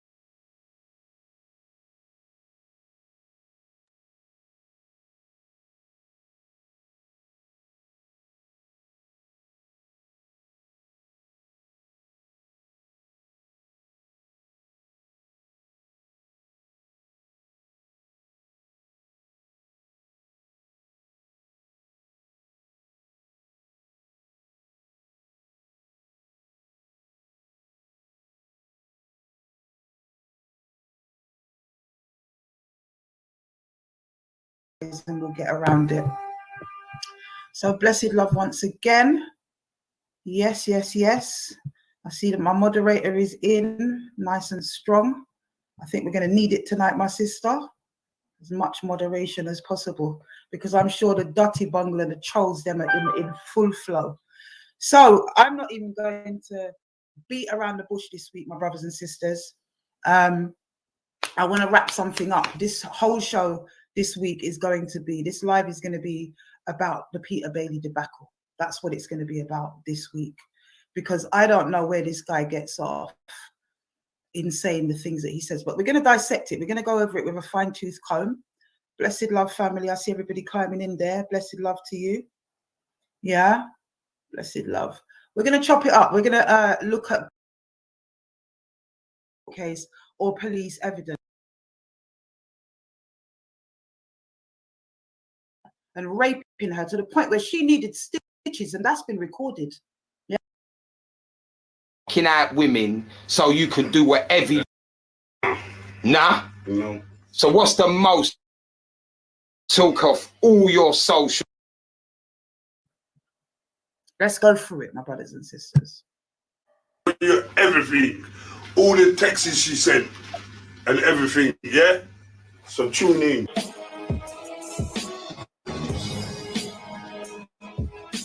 DR this TV in association with Block 5 Entertainment, and we're back again. You know what time it is. We're out here for the real talk interviews. And we're a man like Peter Bailey, legendary name from the roads of Brixton. You know what time it was. Man had the big long trench coat and the shotty, you get me? Drug dealers. Do you know what, my brothers and sisters? This is the first thing that gets me about this individual, who I just reckon he must have had a pin-up of Peter Bailey on his wall when he was a boy. I mean, what the hell is that hero worship about? Man with the shotty and the trench coat. When are we going to uphold the positive things in our community? Why was he roaming around the community with a shotty and a trench coat? This man is not an upstanding member that should be given legendhood in our community. It's just not acceptable. It's really not acceptable. So whoever this guy is obviously a yes person of Peter Bailey. Maybe he robbed him back in the day. My DMs are full of testimony right now. They're full of testimony of people telling me what this individual has done, holding guns to pregnant women, or knife, sorry, to pregnant women's bellies so he can rob them, probably to get crack.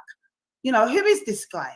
He's a scumbag, is what he is. You know what you did to that victim. You know you got arrested for it. You were bailed to return, Peter Bailey. You were bailed to return. But let's just go through it, just to refresh everybody's memories, brothers and sisters. In the yard, he didn't feel that, but he was out there. But anyway, your name's back in the headlines now, big man, for something different. Word on road is the women out there are saying you was a rapist. What are you saying to that? Ain't no rapist, man. That's all I'm saying about that. You know what I mean? Ain't no rapist. People know my works, man. So hear what I'm saying, yeah? The talk is that since this allegation has come out, you've took off all your social medias since you was arrested on this charge. What do you say to that? I ain't even been on social media. I don't know nothing about that. I've never been on social media, Facebook, or any of that shit. I'm just about on WhatsApp, much less. You know what I mean? So that's full of shit. They're lying.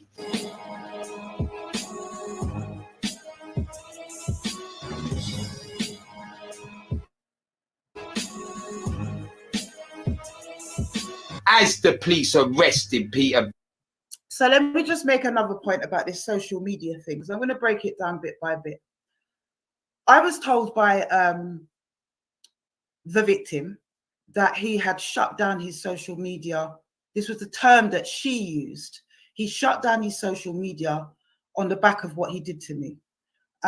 Because Sister been trying to get hold of this guy, as he showed you in the voice notes, but reserve judgment on that and read between the lines of those voice notes, because it's not exactly a love note, is it, that she's sending? But she, when I clarified that with her over what he said, that he doesn't have social media, she's a 62-year-old woman who's probably a worse technophobe than I am, trust me, yeah? And when she said social media, she meant WhatsApp. She meant that he had shut down his WhatsApp, he wasn't communicating with her, and that's what she meant.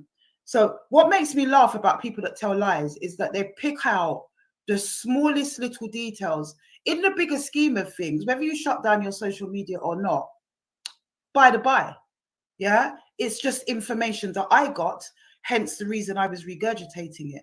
But that's just a small thing. But they want to make that into some sort of big thing. You shut down your social media, or you didn't shut down your social media. Does that make me a liar? No, it doesn't, because that's what I was told, yeah? And when we whittled it down, they actually meant WhatsApp, and WhatsApp is a form of social media. So the woman said social media is a blanket term, and that's the term that I used. That's that one cleared up. Whether you was on Facebook in the past or whatever, I wouldn't know that.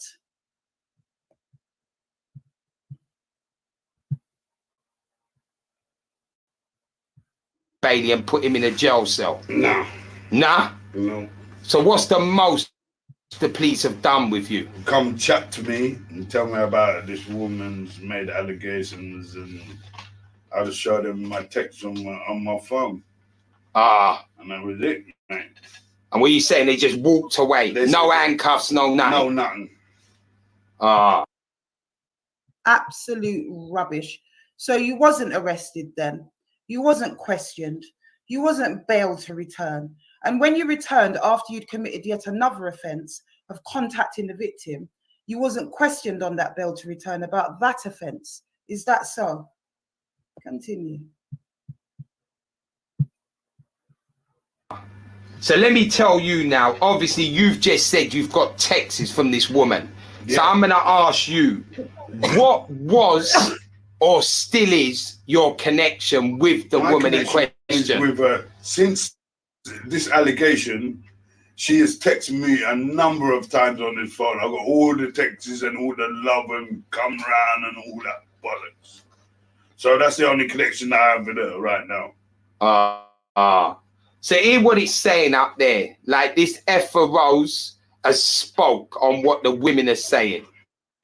And he said that the victim and her daughter have gone through years of hiding the pain and they want Peter Bailey outed. They want the world to know what he done.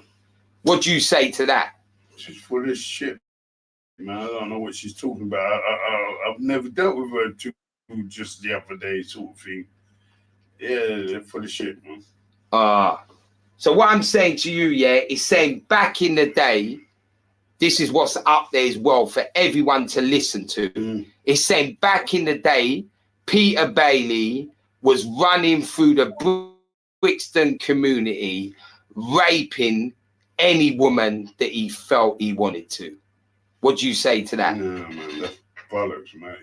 Back in them days, the girls were raping me. Really, they should be charged for raping me. Cause I've been raped a number of times by them women out there. Give me your cock and all that bollocks, so I'll just let them get on with it. Okay. So what I'm saying to you, yeah, it's also said that in this day, no woman should be alone with Peter Bailey. It's said that Peter Bailey should not have any woman in his home on his own because he's got something that will knock him out. So I'm saying to you that in the way of people thinking, that means that you've got some sort of date rape drug that's knocking out women so you can do whatever you choose to them. What's your answer to that? Yeah. Nah, man. I just about can support my own drug habit, let alone giving drugs to next people. You're crazy, man. Okay. So I'm going to tell you now, I have to be fair to Afua Rose when I ask you this question. She said on her live that she has checked, double-checked and triple-checked before she put it out there for the world to see what you was on. She said herself in her live that she was shocked because she knows the name Peter Bailey. She's been hearing it for years, but never for something like this. Yeah, but she's a journalist. Don't you think she should come to me first as well? It's both sides. Yeah, well, you say... Sorry, I've got to stop it there, brothers and sisters, because this bit just kills me anyway. No one said I was a journalist. He assumed that. But when it comes on to him saying that, hold on, let me just rewind that bit there. What did he say here? Bollocks, so I'll just let him get on with it. Okay. Saying back in the day, this is what's up there as well for every...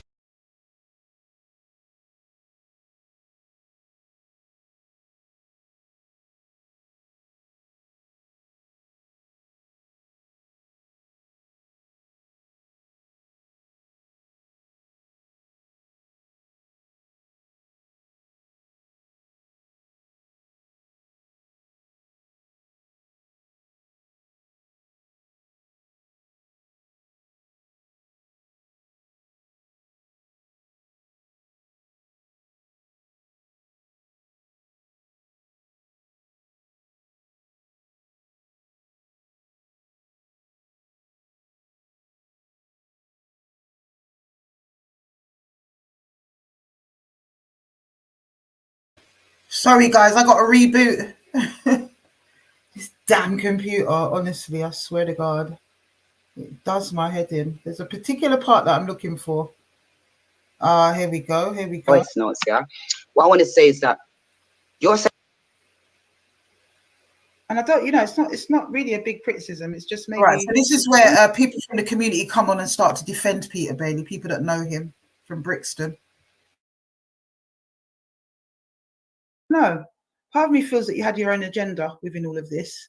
It wasn't objective, It wasn't as objective as it could be. And despite what it is I believe and think, I would objectively question Peter because I'd want to have an explanation to these things and see if they add up. I wouldn't try to lead him in any way or just be subjective, which is what you actually were. Just saying.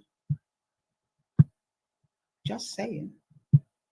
So come on, man. There's the link again.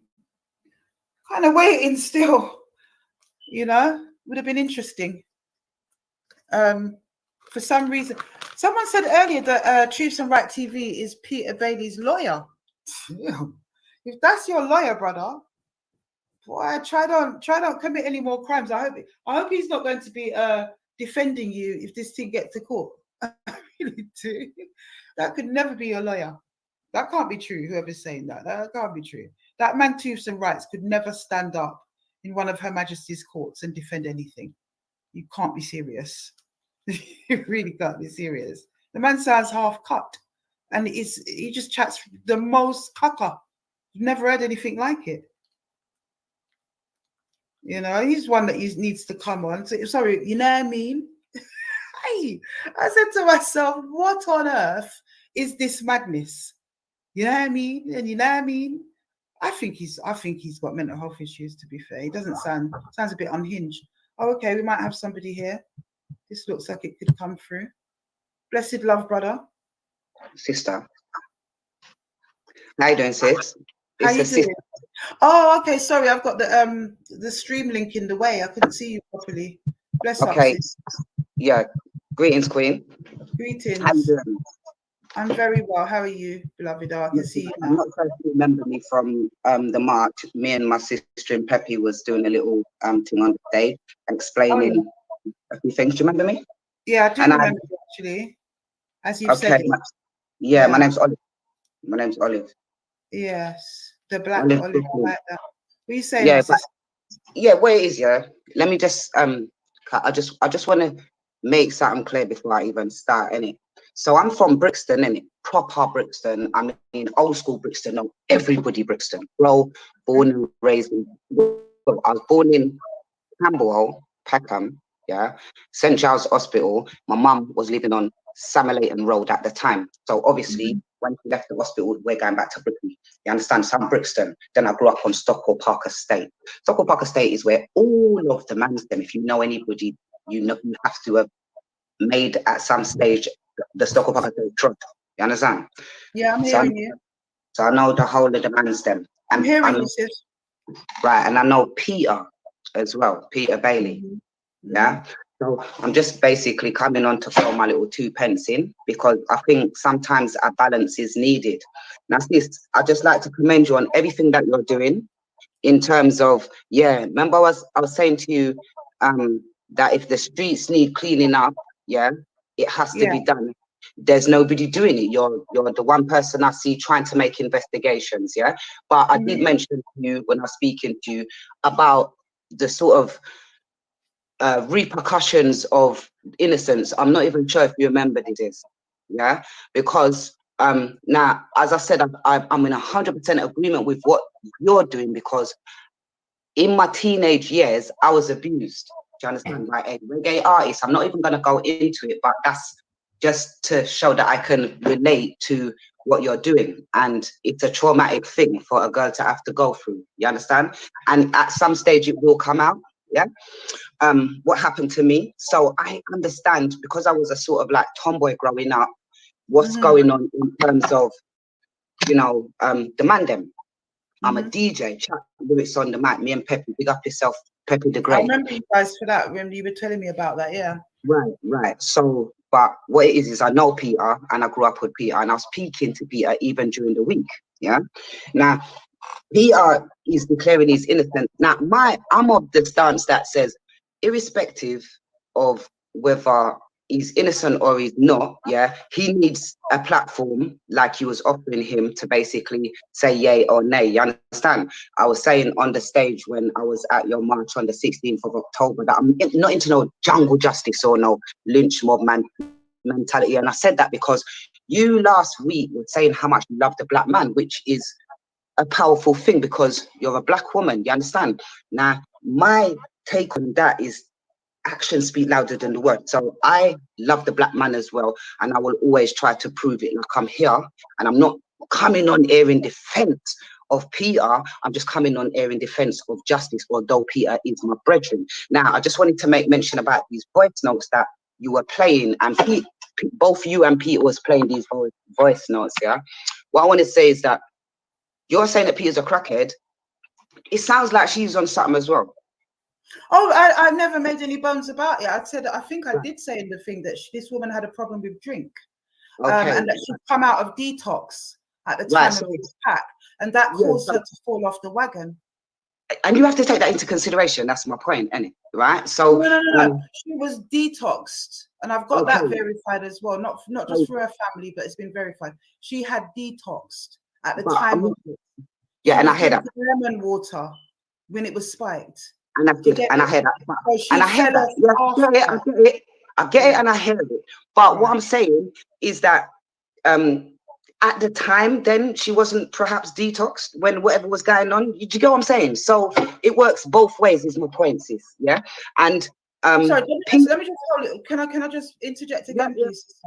So I worked for a long time with substance misusers, yeah, and somebody who, one thing that is really characteristic of women that use crack, women that are on drink or whatever, when what happens to them, it's often used that because they're on their substances, it couldn't have happened to them. They must be telling lies. But it's never the flip side. It's never the flip side that actually the men that use the substances, it drives them to do different nasty things because their inhibitions are totally gone and they can act out whatever freak they want. Okay. We're never looking at it from that standpoint, sister. Right. And he didn't mention on the video, and I'm not even making light of this, that the girls them did rape him. Very similar to what Pauline Edwards was saying about her brother back with, yeah. But you know, I mean, This is a my point. 62-year-old woman, my sister. Yeah, It's not but this is no my girl point. raping nobody. Yeah, no, this is my point. I was just making light of the fact that he said that.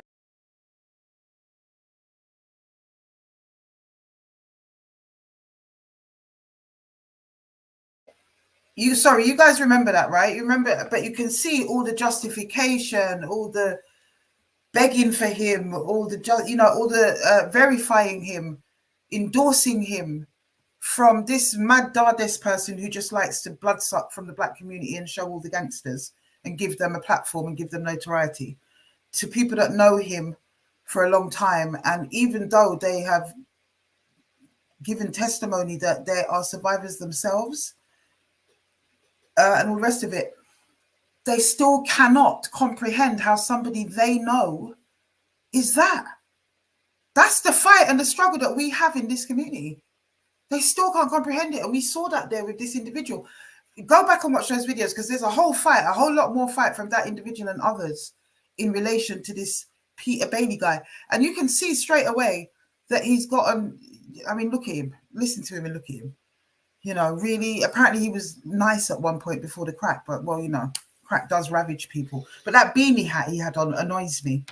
And it annoys me as well because if you look back in that Seatown video, the one that Viv made of our children, he made the boys, my son and my nephew, wear those beanie hats, those off-key hats that made them look like Peter Bailey. Because I certainly don't know where those hats come from, and neither do my sister. Neither does my sister. In any event, what a mad set of people, them, eh?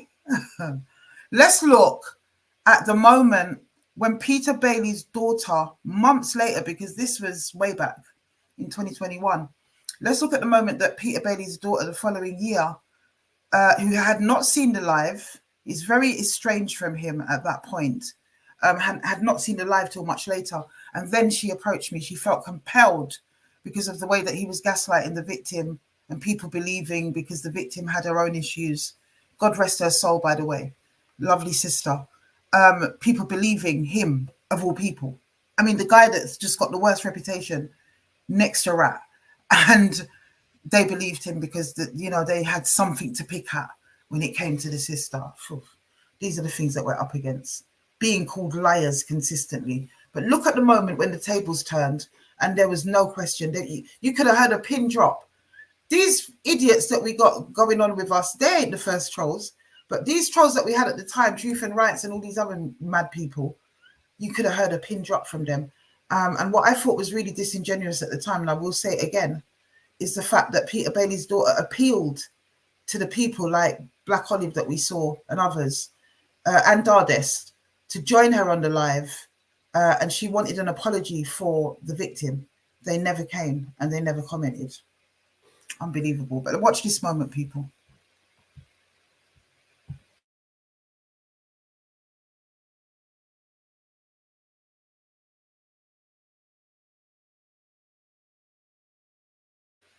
Unfortunately, I've got to search for it again in YouTube.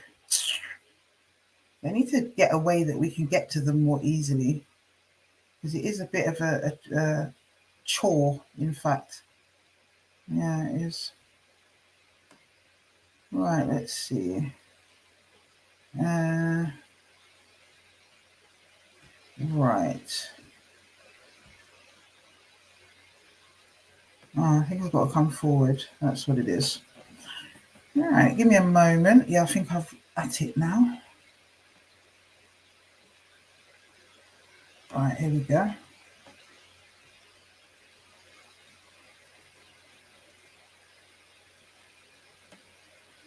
Wait for that to load again now.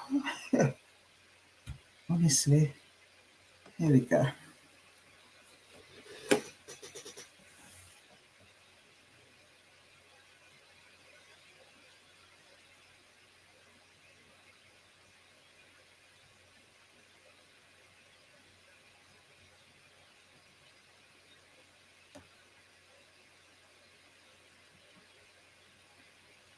Lord, it take long. Somebody asked earlier, have we mentioned Jeff the chef?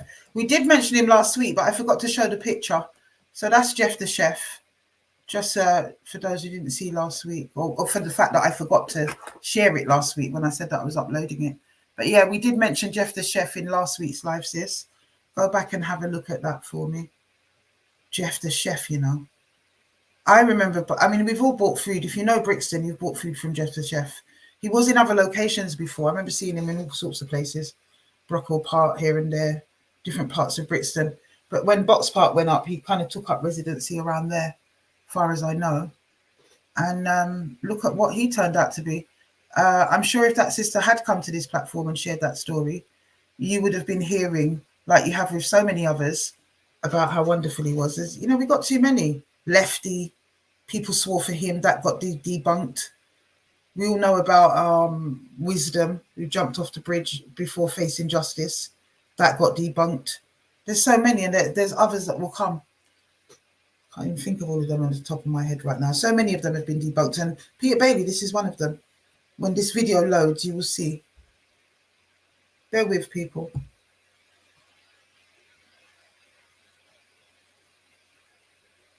Right, I think we got lift off.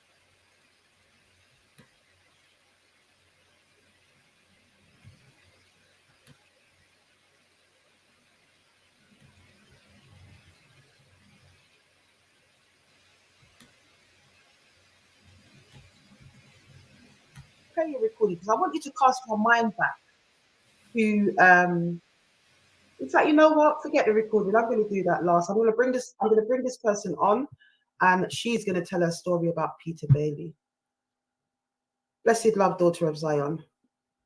Blessed love, daughter of Zion. How you doing, my sister? We got you. Hi. Hi. You've frozen a little bit. I'm hoping we're going to get a good connection. Thank you for the reception. Sorry? Did I come out and come back in? No, you're okay now, actually. The reception's really poor. Yeah, it's really poor. Sometimes when you keep your camera off, it helps well? with the audio, or you can come back out and come back in.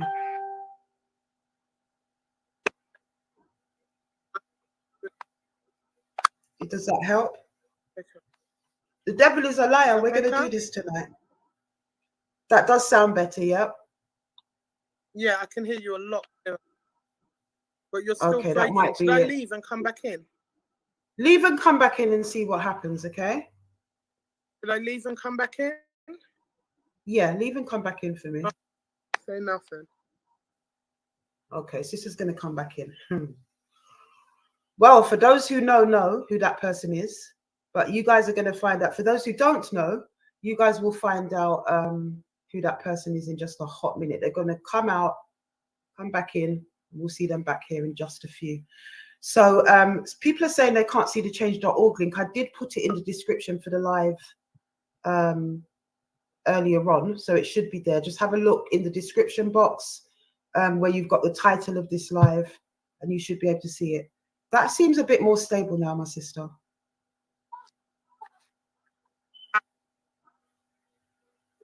Hello? Yeah, I can hear you. We can hear you. Perfect. I can hear you now. Yeah. Okay. Perfectly, yeah. I need to know. So yeah, welcome to Afua Speaks Community Conversations, my sister. Thank you so much for coming on, because I know this is going to be a mammoth task for you tonight. It's not going to be easy, but it needs Not to be going to done. be easy. With your permission, sis, I wanted to share your original DM with me. I can do that now, or we can do it afterwards. Which one would you prefer? But can I share that with the audience so that they can really get an understanding as to your motive for being here?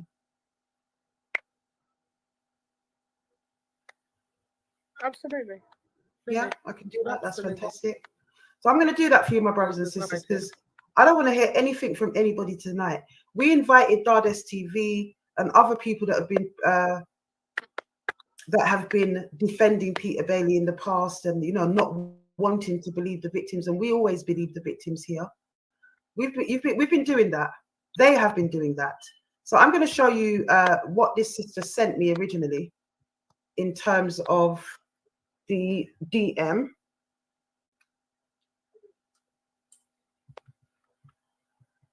Oops. Right. Have a look at that, people. So sister basically says, Afua, hi, I won't give my name until I know I've got the right person.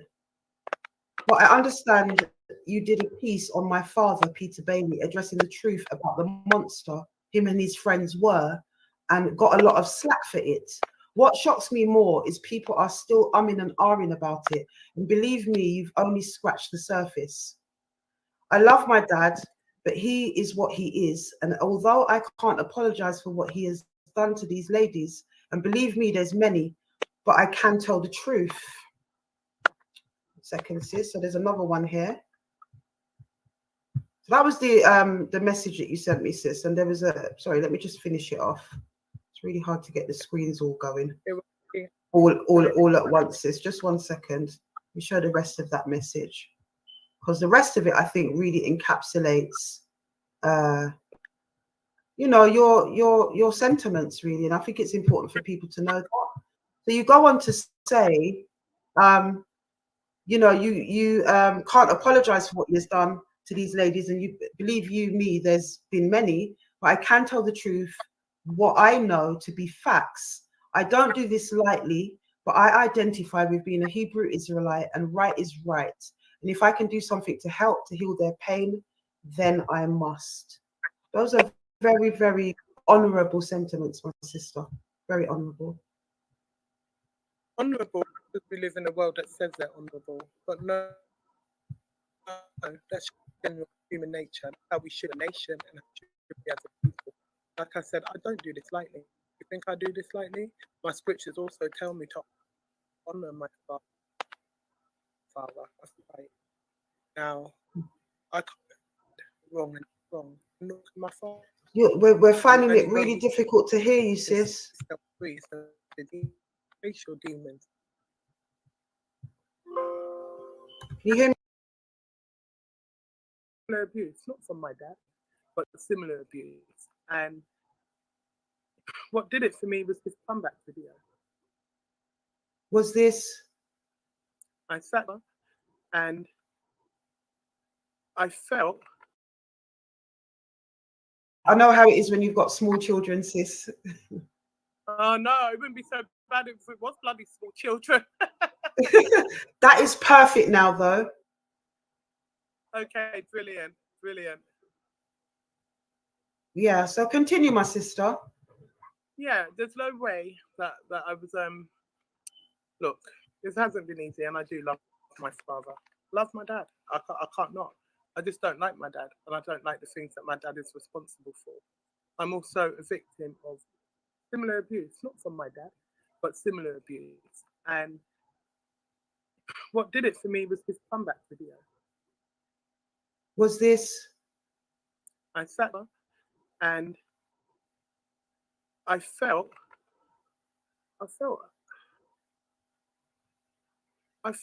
what those victims must be going through. What must the women be going through watching that video, knowing what you've done? And I don't say this lightly. I know my dad. You don't know my dad. Brixton think they know my dad. But I know my dad when he had nothing. When he can't get his rocks. When it was only my mother. Sis, are you on headphones at all? Or giving somewhere to put his head. Are you on headphones? No, you're on speaker. Should you be on headphones? Yeah, don't put it on speaker. No, because no. Can you hear me? You're chipping in and out. If you can take it off speaker for me, it might be clearer. How do I do that? This is all new to me, Ma. How do I take it? Oh, no, I Is thought that you meant better? you were on speaker on your device. Sorry, I thought that's what you meant. Yeah. No. No, that's Yeah, fine so, then, you sis. know, We'll do the best we can. Okay. So you're saying Brixton don't know your father? You don't know my father. You don't know my father. You know what my father. Do you think my father's stupid? Do you think you can live his lifestyle and still be alive if you're stupid? If you haven't mastered the art of trickery, if you haven't mastered the art of deception, it's not a lifestyle you run easily. My savior, believe it or not, I'm a Hebrew Israelite, but my savior was my little old white grandmother that had enough sense to tell me, don't tell people who your dad is and keep me well away from my father. Because if she didn't, I believe that my story might be similar to the story of my sister that I'm going to tell you about today. But my father is what he is. What, because you're not running around after little boys that are 4, 5, and 6, you're not that way inclined. R. Kelly wasn't running around boys 4, 5, and 6 neither, but he was that way inclined. I know what my dad's done. I don't know about these victims' testimonies, but you look at somebody's character and you look at things that somebody's been responsible for. And my dad has done things that make me, as his daughter, as somebody that knows him, not wonder if these victims are telling the truth, but knows that these victims are telling the truth. Because you've done worse than what these victims are saying you've done to them. I know this. I know this as a fact. And you think because there's a fear factor or you had a name in the, like, forget that and think about your children. Think about what you're doing. You have grandchildren. My oldest child is 18. She sees these videos. She knows what the chat is within a family. She looked at me and said, Mum, is that why we were never allowed to granddad? Is that why you never let granddad take us out? I have to explain to my children. You understand? Yeah, so absolutely. They're slating victims. Why don't you understand the man that these victims are talking about? Because you see Peter Bailey, the crackhead. You see Peter Bailey, the robber. You see Peter Bailey, the bad man. Peter Bailey, the fun. Oh, put him on your, like, all of you. All of them. You're not my dad's friend. You can't be my dad's friend. You use my dad because of his name and what that name brings with it. And he don't care because he's getting what he wants from you too. Mm-hmm. Why don't that stop there?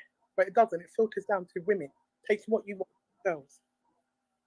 Or if anybody touched my daughters, you don't get. My dad doesn't care about his children. People have touched your daughters, my brother. What have you done? People have touched your daughters. What have you sit done? Down, my daughter's this, my daughter's that. Yeah, when we were speaking, sis, I remember you saying that hit a particular nerve with you. My dad used to come to my chipping out again, sis. Absolutely, because I was in a very abusive relationship. My father was made aware by my mother. Yes, I try and but when my dad come around, all I had to do is put in my dad's hand and send him off to Brixton. No, Dad, that didn't happen. Oh, sweetheart, you got any money? Here you go. If you go. Mm-hmm. That was my relationship with my dad. And people would even write down to my sisters, oh, why are you spending money? He's going to spend it on drugs. I didn't care. As long as he weren't going to get into trouble trying to get that money for those drugs, I didn't care. I run my own businesses. I own my own property. I was married. I had children. And he was my dad. Yes, I used to feel a bit awkward when my dad would come around because I'd think, do I have to put on my purse? Serious to God. Or I'd think, where's my girl child? Just because of rumors. And I didn't believe it because I didn't want to believe it. What changed the game for me? Sis, you're a bit muffled there. Say again for me, a bit louder. I'm finding it hard to hear you a little bit, sis. If you're a little bit muffled. Yeah, a little bit. Is that better? You were saying that you had to. I guess what obviously your father's a crack user. It's obvious that you're going to be scared for your money and stuff like that. But you were also saying that you had to be fearful of around, for your girl children. Just explain a little bit why that is, because you went a bit muffly there. Because of the rumors that were around. My dad was very well known. I heard things as a kid growing up. That, no, that's not true. No, that's not true. Or your dad did this to my mum, or your dad. I didn't know these people were talking about. But I used to just think, wow, my mum, where are you? My mum said to me when I was 16, around the age of 16, I started to spend a lot of time with my dad. And I think the reason I spent a lot of time with my dad is because I was dating scene. And my dad. Because you were what, sis? His daughter, because I was around all fronts. so regular. And my mum. Parent, and then I have to protect my children. Oh, anything can happen. You don't know what crackheads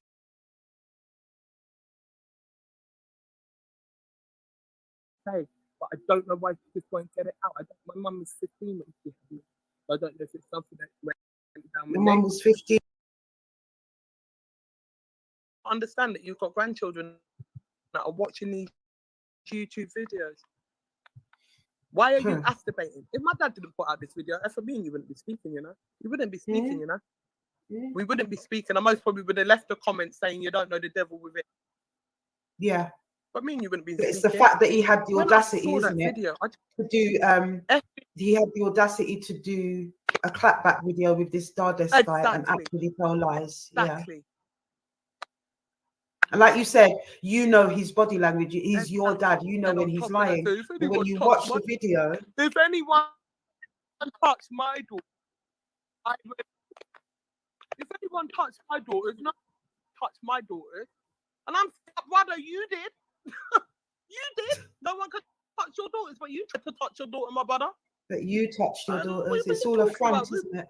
Listen, you either messed up your brain or you know what you're doing. One or the other. I think you're breaking up a little bit again, my sister. It has.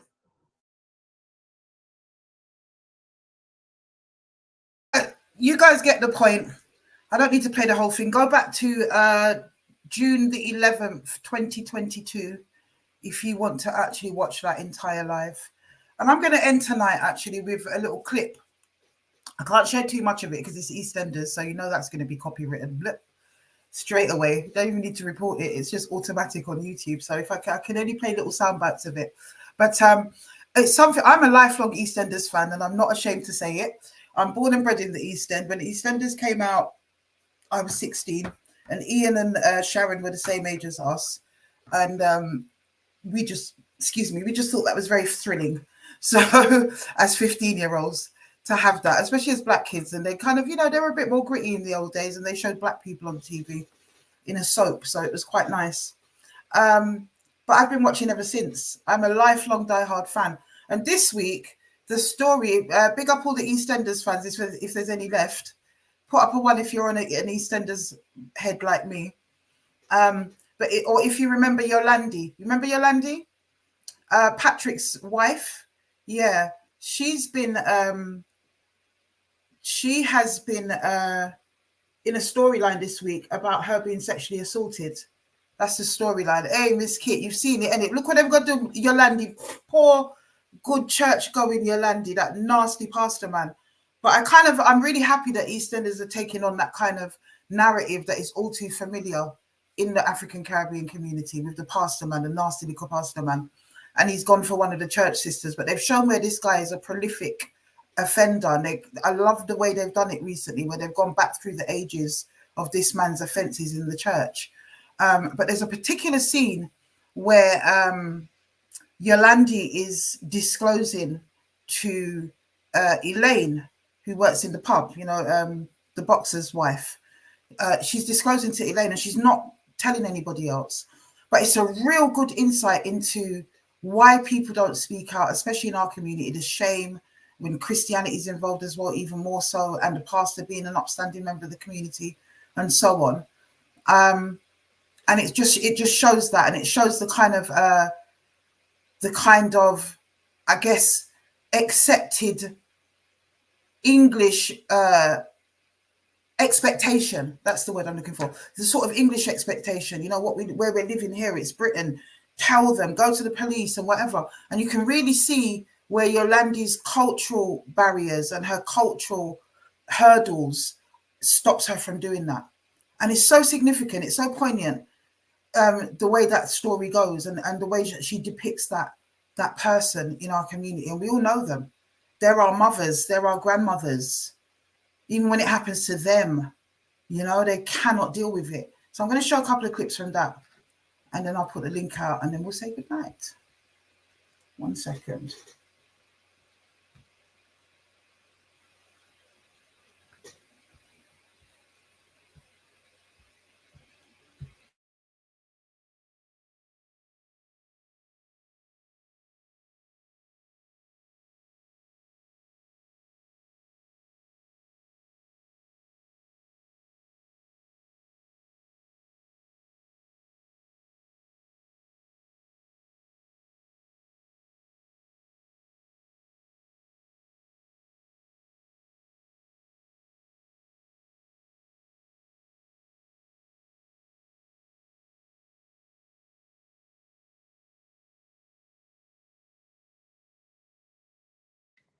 We've been spending time together, Elaine. People have noticed. And to be honest,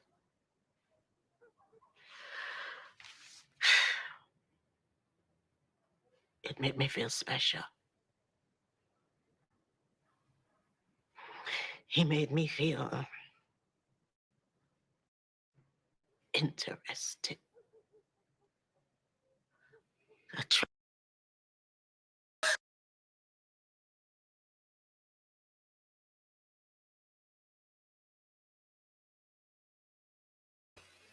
So you guys can see the references to community and to people finding out, and the absolute terror that somebody like the character of Yolandi would feel having to speak to the police, having to be examined, having to bring their child to be examined, having to speak to the police, people knowing, people in the church.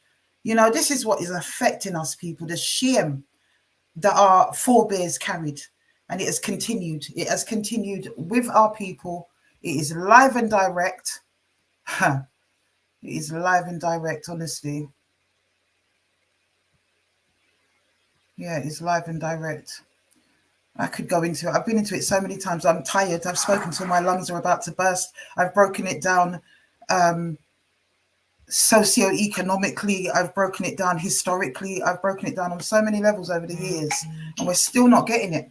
What it is that ails us, 50 people have come off. I guess the trolls have no fodder. Yeah, that's what it is, really. And it's late, and they know we're winding up because the link's about to go out. Hurricane Toya. They've seen what they want to see and try and come and have a look for. And yeah, there it goes. Anyone wants to jump on, have a comment, do that. If not, I'm going to run off. 2 hours, 3 hours, actually. Bloody hell. It's still longer than I wanted to be on, but it was a nice little trip down memory lane. And I think that it kind of refocuses our purpose. When we think about the people and the things that we came here to do, the first march, the second march, and all the things that we've been doing ever since, Let's get our focus back. There's the link if anyone wants to jump on. Actually, that's not where I want to go. I'm going to end quite nicely, actually, with where all this started, because we should revisit it every now and again. We should definitely revisit it every now and again. Is it even still here? I know it's on Instagram. I know that much. Let's have a look. Let's have a look. Really? Oh, there we go. Oh, no, we don't want that one to bloody come out. I'm not really looking for you. Sorry, people. Oh, my God. Right, let me look for the one that we're going to go out with. No one's jumping on so far, so that gives me a little bit of time to deal with that. There's a lot of videos, isn't there? I wanted to go out with this as an outro because it is where this started, and it's an important video. I think you'll know which one it's going to be. If I can find it. I don't know if I can. Perhaps I can, perhaps I can't. I don't even know if it's on here. Yeah, maybe it's not. I know it's on Insta still. I'll see if I can find it here. It should be here somewhere. Ah, here it goes. Yes, found it. Right. Let's share that one as well. That is where the journey started. So no one's going to jump on? No takers? I can see that's not going to happen. Brilliant. All right. So you guys might remember this video. We're going to outro with it. It's the original video that started the whole movement in the first place. This is the embryo of His Time Is Up. And for those that have not seen it, most people don't scroll back, right? That's what I'm told. I do. But most people don't scroll back. I like to go back to the beginning of a story and narrative, really. When I watch channels, I like to kind of start at the beginning and work my way forward. Yeah. But for those of you that haven't seen it, who haven't seen it on Instagram, haven't seen it on this channel, this is where the whole thing started with this video because of this individual. And I'm going to outro with that, guys. I will see you guys next week, most definitely. But let's just see that one. And make sure you have a great week. We're definitely going to have a great weekend.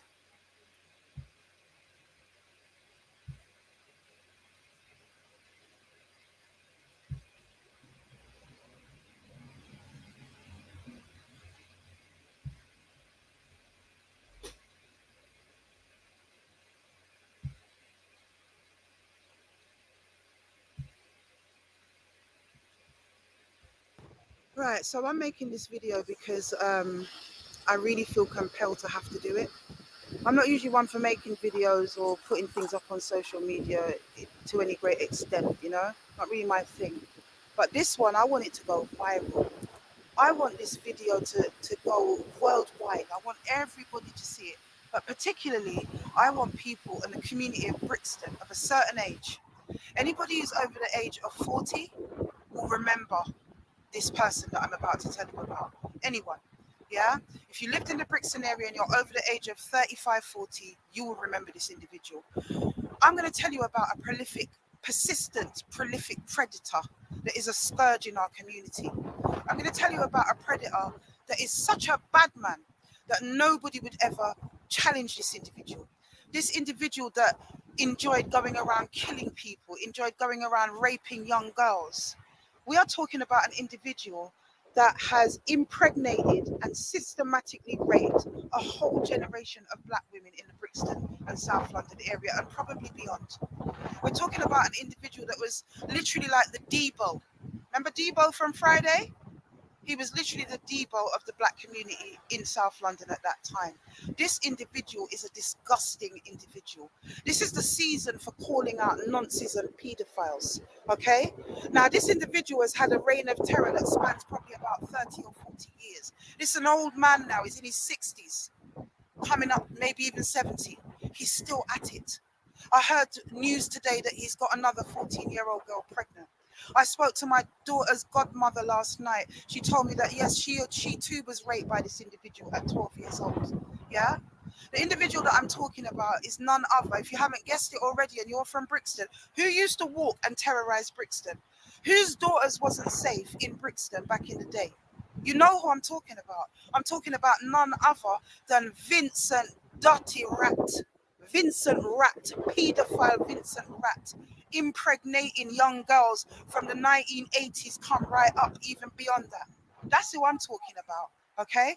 Cecil Rubin's niece, Nadine, you lot know her. She walks up and down Brixton like a crazy person. Former client, yeah? I know this girl. She disclosed to me that he raped her in her uncle's shop back in the day. You all know the shop. Cecil Rubin, Hootenanny, and I know the shop. Cecil, if you knew, you're complicit. Whoever knew about it was complicit. Whoever knows about all the other girls and the 15 children, if not more, who are now in their 20s or their 30s, who were sired as the victim of rape when their 12-year-old and their 13-year-old and their 14-year-old mothers were raped by this monster in our community. The Jimmy Savile, the what's this guy's name? Weinstein of our community. He is the Jimmy Savile and the Jeffrey Epstein and the Harvey Weinstein of our community. Vincent Dirty Blood Clot Rat. You're a paedophile. You're a perpetrator. Yeah, you even tried to look me when I was about 15 at a park event when you used to have rat security, but I never pay you no mind. I ran away from you and your friend in your car. So I know you're about it. Yeah, and now I'm hearing so much coming out, but people are still too afraid to talk. The man them that would never challenge you, the daughters of the brothers that you raped, who would never challenge you because they were too scared of you. They said that you had good abia. They said you worked in Lawrence. They said you was a police snitch. Nobody would challenge you, Vincent Rat. But me here today, from my location, I'm challenging you. You are a dirty paedophile, Vincent Rat, and whoever wants to support him, why are you up in the Nation of Islam? Talk to me, brother Abdul Karim.